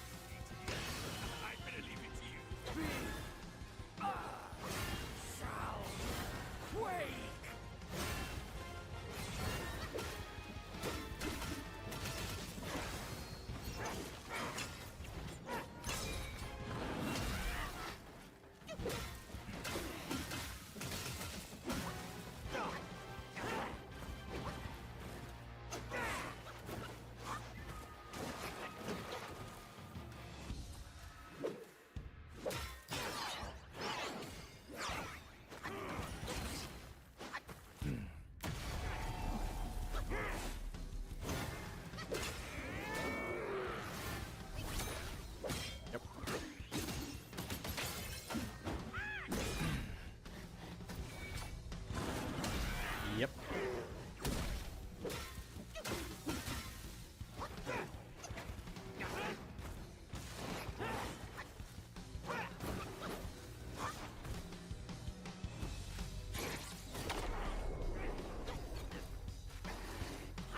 What was that? Oh, that was the vessel. What does that even do? Just blinds him for a second?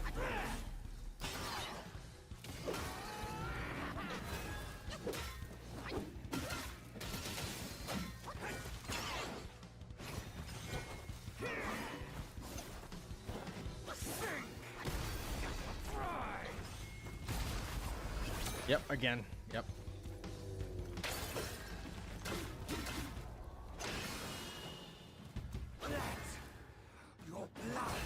That's such a weird move. He just keeps going, bro. Finish him with a pillar stance. Nope, there we go. Let's go! That's what I'm talking about. That's what I'm talking about, dude. Holding on, despite it all. Does your vengeance weigh more? Does that count? What do you mean? Does that count? The ending? Did you get hit at the end? Or something? You made a short about it? Alright, I have to look. Ooh.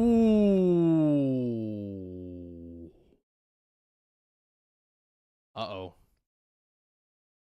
What-oh. Pick W or fail.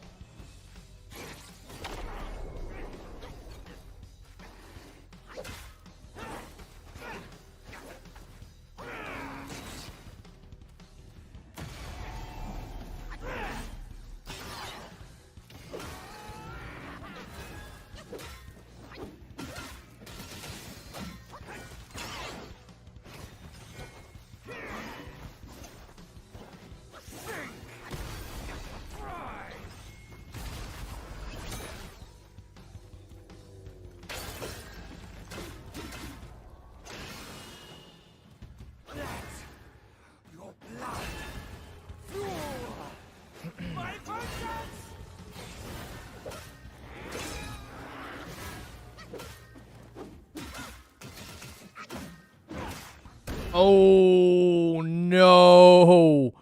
You got hit during the last... Oh, my God. No way. Gecko Gingy has gifted a sub to House of Hugh. Thank you for the gifted, Gecko.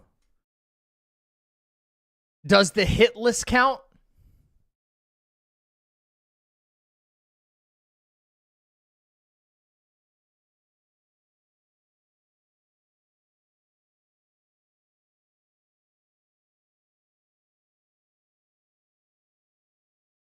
I don't want to say. I feel like you know what my answer is going to be.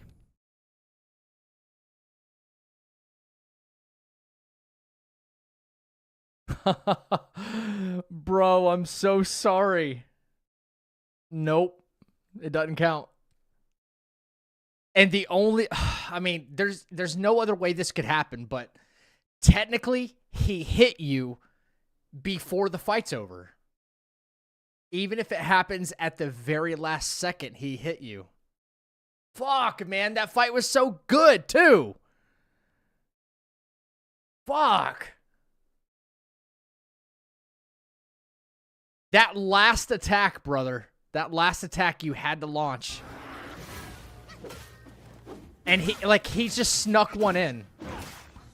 Oh my God, he snuck one in. Brother, and you're in midair too. Oh no.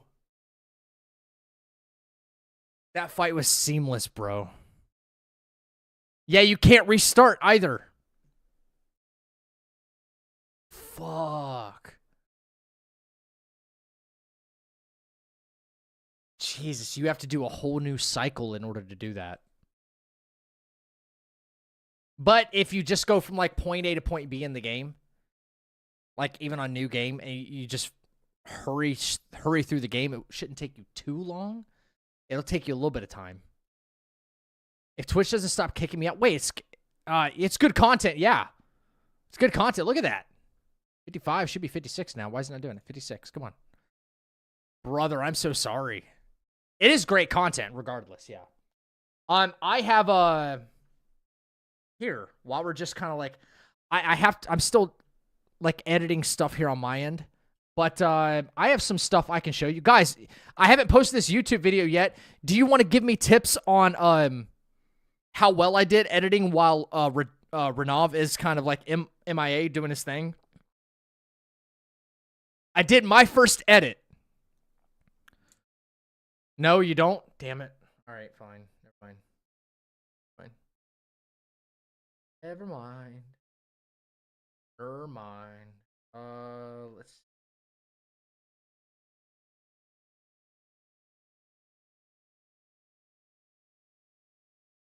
All right, fine. I won't show it, man.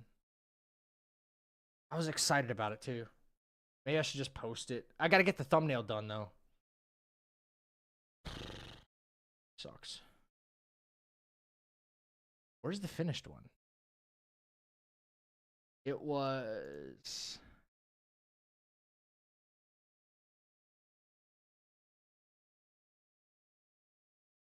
Wait, what? No, these are my downloads. These are my... Okay, where's my finished ones?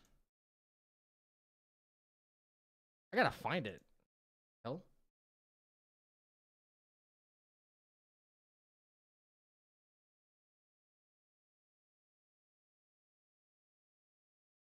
Here? Oh, yeah. Oh, are you just fucking with me? Do you actually want to see it? Yeah, fuck that bot. Okay, okay. My edits are not as good as Renov's. Okay, I got you. My edits are not as good as Renov's, but I think I did okay. All right, hang on. Welcome back, YouTube. Nope. Okay. This is going up on the YouTube. Obviously. But listen, I like threw in graphics and shit. I'm kind of proud of myself on this one, guys. All right, here we go. Welcome back, YouTube. It is ZakkTheRipper here. I'm going to guide you through another Rune Level 1 hitless boss fight in Elden Ring Shadow of the Erdtree. Tonight we have the Putrescent Knight, and I chose the Starfist. We have the Holy Affinity attached to them because he is very, very weak to holy damage. All right, we're going to drop down here in the canyon. We didn't really need to do a whole lot as far as buffing up because the Starfist will do incredible damage against him. All right, there's our Crag Blade. He's going to come right at us. Now his opening salvo is usually this attack right here. Want to dodge directly through it, hit him one time, immediately dodge right after that. Watch for the horse and dodge through. The dodges are 1, 2. All right, run up to him, hit him with a charged R2, back out of there. We're going to wait to see what he does. He's got some delayed attacks, so we roll it to the left there, roll into him, and try to get a couple more hits. All right, be patient. Watch out for the throw. There we go. 1. And a big slam right there. We just back out of it. You could roll into him, but he could follow up with a hit. 1, 2, 3. He's going to slam twice here. 1, 2. Leave us with an opening. Boom. Back out. He's going to throw again. We just dodge. All right. There's a 1. There's a 2. He's probably going to gear up that big attack again. And when he does, we can punish him big time. We want to be able to eat into his health pool into phase 2. Here comes the horse. 1, and then forward through him. Watch out for the horse. 1, and forward through him again. Get up to him, hit him with 2 charged R2s. He's going to throw. He's creating some distance. And here comes phase 2. You can dodge this AoE stuff on the ground by jumping once right here. Jump twice, and a 3rd time. Perfect dodges every single time. 1. Watch out for the slam. Roll back. Roll back again. There's 1. All right, we thought he was going to do a second one, but he didn't. Here's a big slam. A second one right there. Punish him. Watch out for the horse drop. And another AoE attack. We can stay locked onto him. Just jump backwards here. There you go. All right, play it very, very patient. Now, if he winds up that big salvo again, right here, we can punish him. Hit him 1 time, roll through, watch out for the horse again, dodge, and forward through him. Horse again, dodge right through him. Now we're going to punish him with 2 more R2s right here. Boom. Oh, he didn't give us a chance. That's okay. A couple more hits, dodge that. A couple more light attacks takes him right out. Let's go! Let's go! Rune level 1. Leveling up. Who does that? So we are running the Sacred Starfist with Cragblade, the Holy Affinity. We are running the Haligtree Knight Helm, the Axe Talisman for charged attacks, Blue Dancer Charm, Ritual Sword Talisman, and the Radagon Sword Seal. In our Physic Flask, we are running the Holy Shrouding Crack Tier and Faith Knot Crystal Tier. Guys, I hope the video helped you even just a little bit. If it did, please subscribe to the channel, hit like so I stay in your algorithm for more Elden Ring content.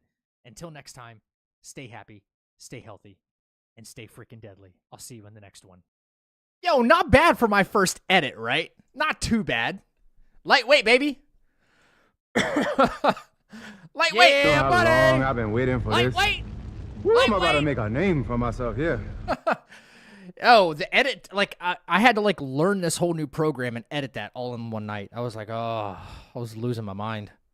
But now that I have a better grip on it, someone actually hit me up today for, brother, someone hit me up today. Thank you. It takes work. So that's, I mean, that's the kind of stuff I'm, like, learning. You got to edit all the voiceover stuff. You space things out, the graphics on the screen, the voiceover to kick back in towards the end, all that stuff. Record the voiceover. It's a whole fucking process, and that's what I do on my days off, right? But yeah, timing is everything. The what was I gonna say? Oh, I had a kid hit me up today. Hey, will you edit a Fortnite montage for me? I was like, fuck it. I mean, I might as well make a buck at it, right? If I could do it. And then I was like, okay, well, show me like an example of what you want. And he showed me an example. I'm like, sure, yeah, I could do that. And he says, I asked him, I was like, okay, so what kind of budget are you playing with or something like that? I'm still kind of like new to editing, so I'm not going to like charge you an arm and a leg. But the edit that you want is kind of an advanced edit, and I can do it. But it's like, you know, it's just work with me here, right? So I'm not going to charge you an arm and a leg. He goes, you know what he says? He says, well, I'm leaning towards it. Wait, let me find it. Here we go. I don't want to put it on my screen. He goes, how much are you looking to get? I'm more or less looking towards free, and I pay extra later, if that makes sense.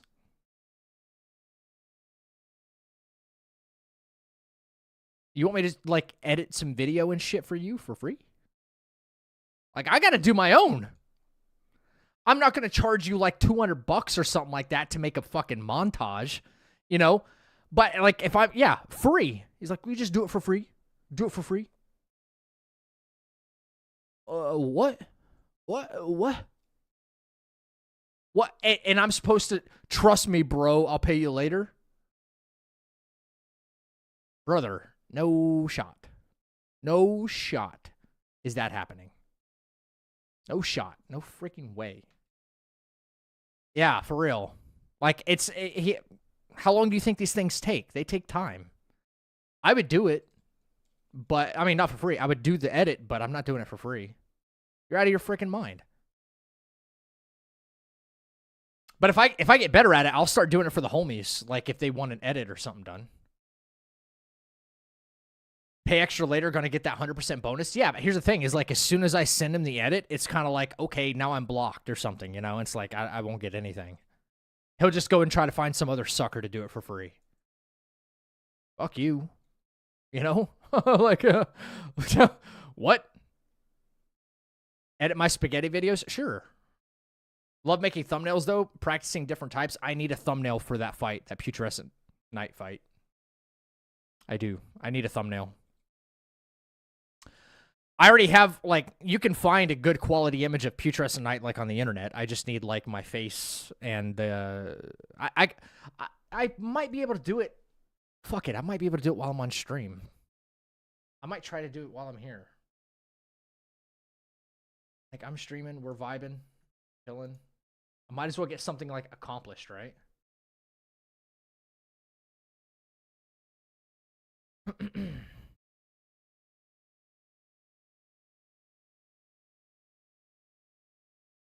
Yeah, the joke went over my head.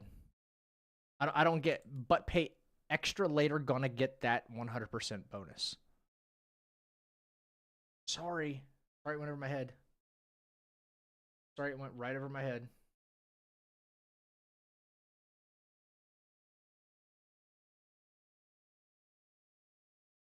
Oh, 100% bonus of 0 is 0? Yeah. That's just fucking wild. Hey, will you do this like what would be probably considered an expensive project and someone else might charge me $200 for, but I want you to do it for free? Will you please do that? By the way, I found out you can boil spaghetti in Dayquil sorbent and you have medication. Oh my god, please do not do that. That sounds like a very bad idea. That sounds like a very bad idea. Too late. Get out of here. Get out of here with that.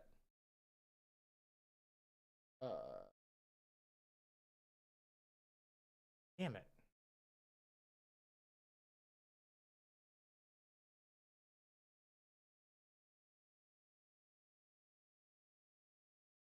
There ain't no way you actually did that. Come on. That would taste like shit.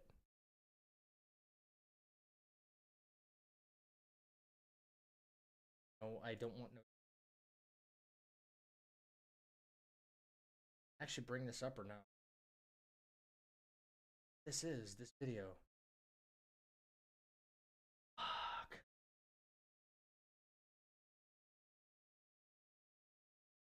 I need to make that thumbnail though. I do. Need to make that thumbnail. If I could drink a whole bottle of NyQuil and my stomach not hate me, I would. Yo, you give me like a few sips of that. Like, give me like one of the cups, the little ramekin looking cup that it comes with. I drink that whole thing. I'm good. I'm chilling. You hate liquid medicine?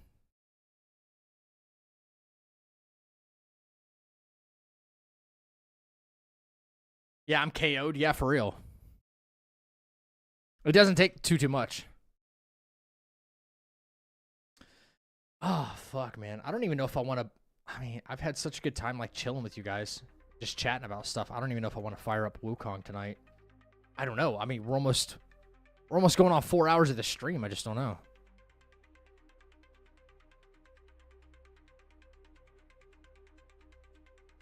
It is really good sleep. Yeah.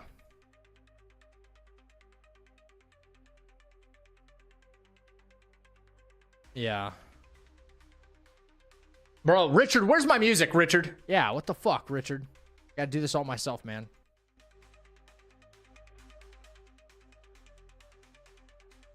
Gotta do it all myself. I hate Bandle. You know how long I've been waiting for this? Woo, I'm about to make a name for myself here.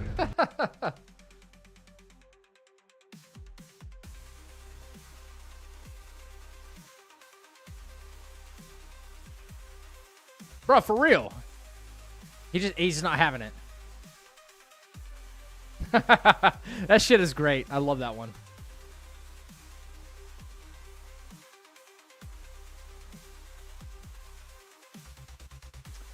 Let me make sure my Steam doesn't have an update.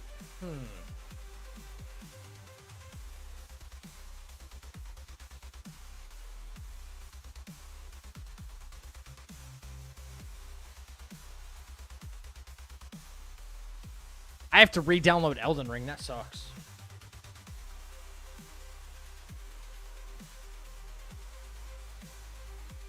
Where am I even at in Wukong? On my hitless fights. Oh god, I'm at that duo fight. Fuck. It's gonna suck. The duo fight in chapter 2. With like the father and son.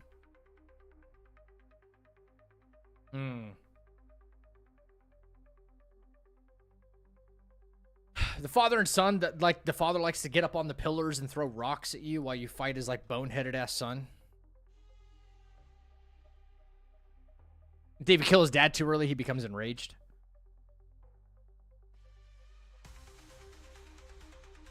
Alright, we could try Bandle. Why not? Why not? Why not? Why not? Oh god, light mode is terrible. Jesus Christ, that's awful.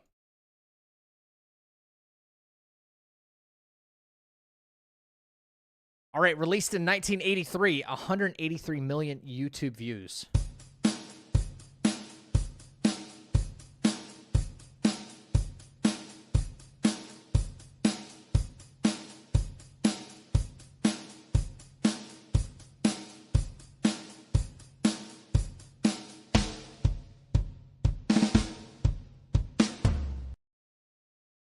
That sounds like piss. I'm skipping that.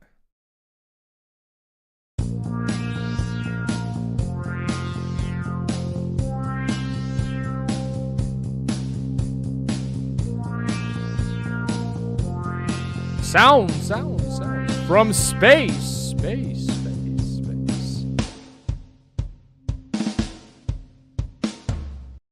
What the fuck was that? Anybody got a suggestion? If not, I'm moving on quick.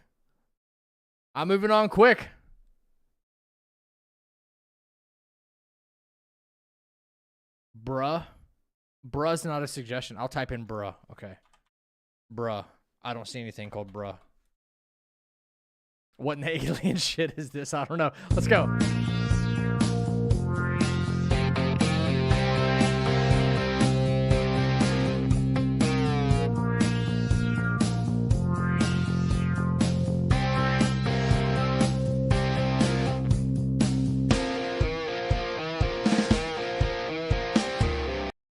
Yo, we got a little something. We got something. You smartass. You're a smartass in my chat every time I stream. I'm allowed to be once in a while. All right. We got a little something. Watch that be like ZZ Top or some shit, right? Or like Pink Floyd. Like they're out there.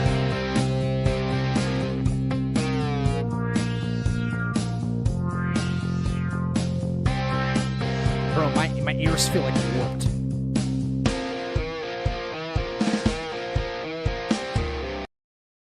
Definitely not Motley Crue. I only know that because my dad played it relentlessly when I was growing up, okay? Maybe a ZZ Top or something, yeah. But I got nothing. It sound like some Jay and Silent Bob vibes. All right, skip. Oh. Yeah. Give me all your loving, all your hugs and kisses too. Yep. Bro, I was on fucking point, bro.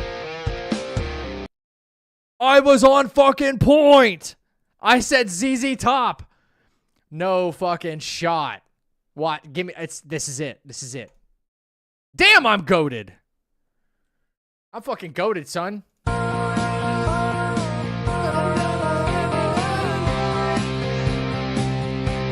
What's up, Mr. J?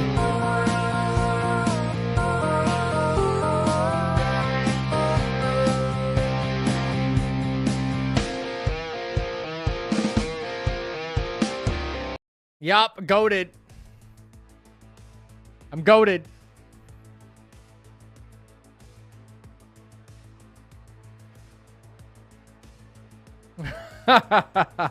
I was summoned.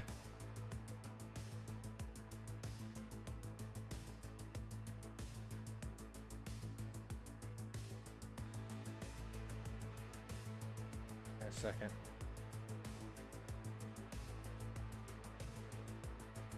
Oh boy.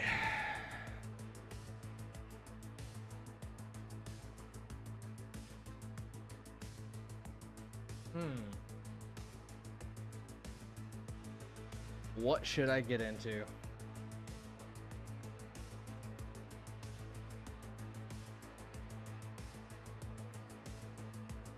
Yeah, that's all it takes.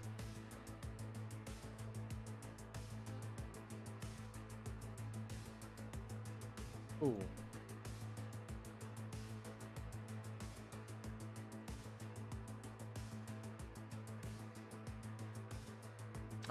Oh man, I forgot about that Fears to Fathom game.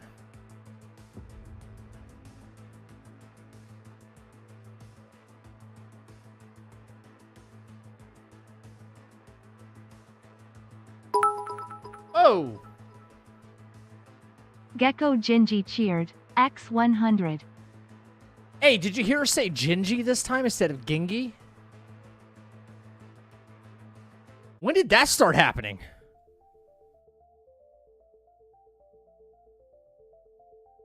Okay, I'll take it. I'll take it.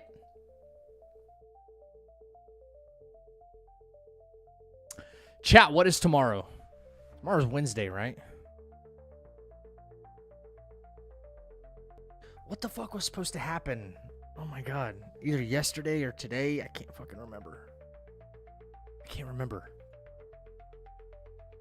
Wednesday is free pie day at Village Inn.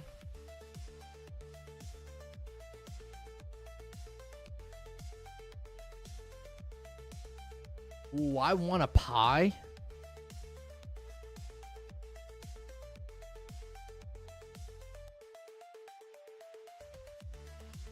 Mr. J, what's cracking, dude? I see you've been streaming a lot lately. How are you feeling?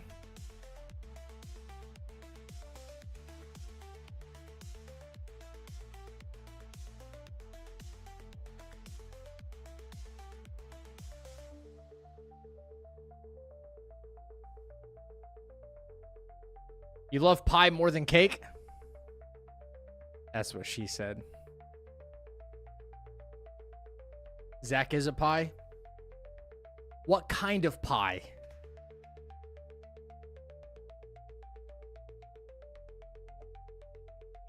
Zach is a sad duck. A cutie pie. Psst. I love it. I'm a sad duck.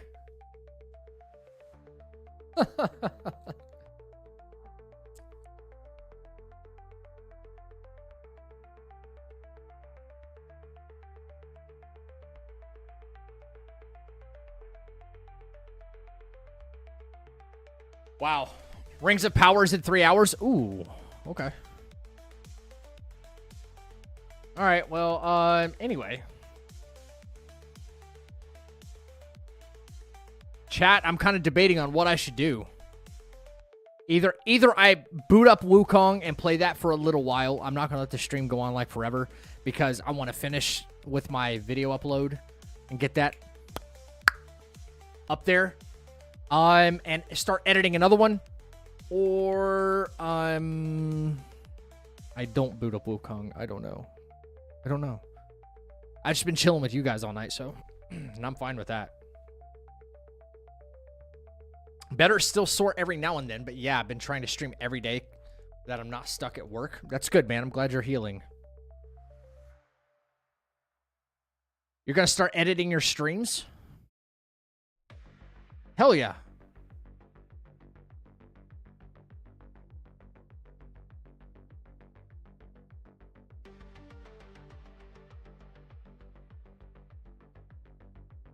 I've got a Radabeast fight if you want to jump him.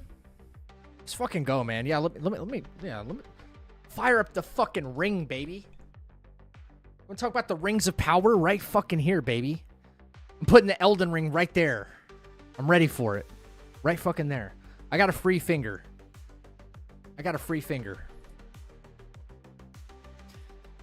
What's in it for me?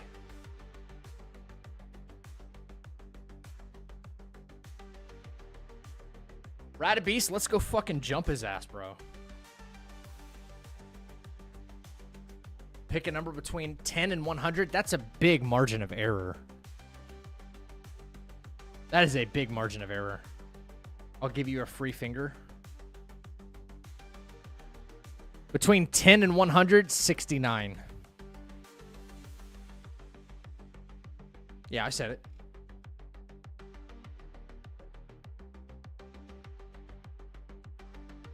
All right. Richard, you are about to be fucking fired, bro. You haven't done shit for my music or anything, dude. Unbelievable.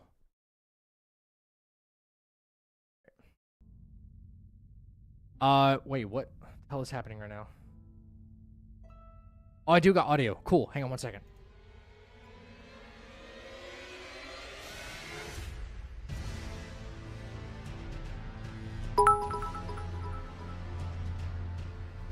Gecko Gingy cheered. X69. Yeah, buddy, 69. Oh, I could have said 100, huh? Thank you for the 69 biddies. Yo, who wrote Bender? I did. Well, I mean, it was like everybody had their own contribution to the song for sure. It's about addiction.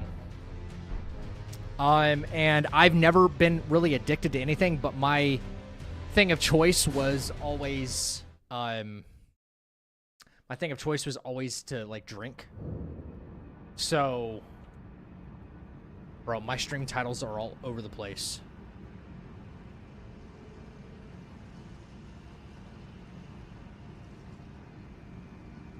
Stream titles are always all over the fucking place today. Holy crap. Yeah, I like my thing of choice was alcohol. So yeah, it's just been a thing.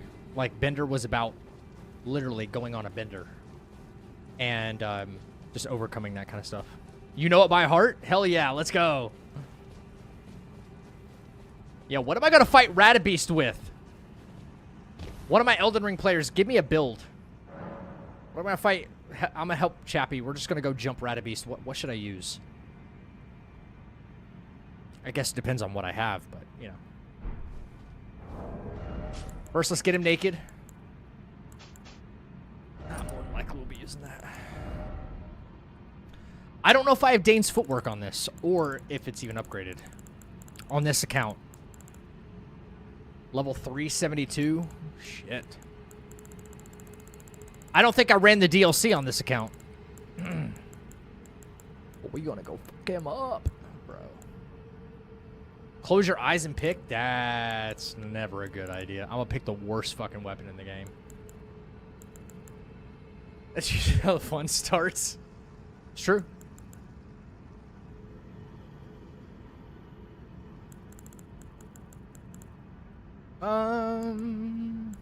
Ooh, I have a Blood Nagakiba. I don't know. Chappie, what do you want me to use, bro? Like, I'll figure something out and just have fun with it. Oh, the Longhorn's envoy thing? Wait, I have the envoy's horn right here. Where's the big one? This bitch right here? I can't even cast it right here. Hang on.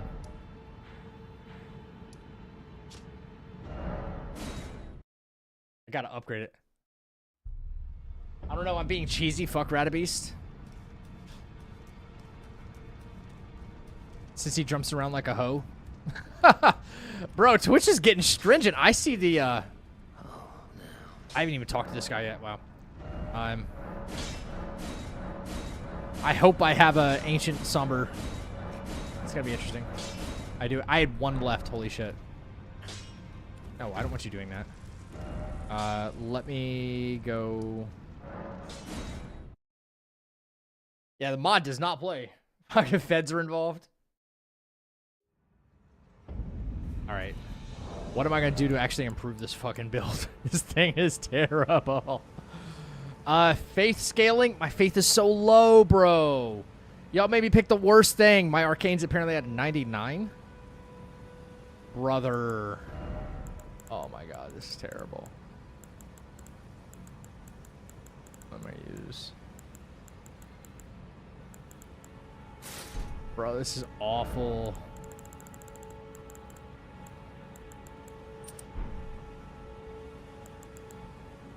Bubble shower. Oh god, this sucks. This sucks so much. It's gonna be extremely bad and funny, yeah. Oh my god. It makes me think of a facial astringent and then my face gets tingly. Brother, wow. Oh my god. Am I medium loading? Oh, I'm still light loading. That's good. Bro, I need Faith Knot and like Holy Shrouding in order to like barely make this work. I don't even have Faith Shrouding on this. That's I don't have Strength. How do I not have the fucking Strength tier here? What? Strength tier would be after Gatefront. No, I don't even have all the graces on this run.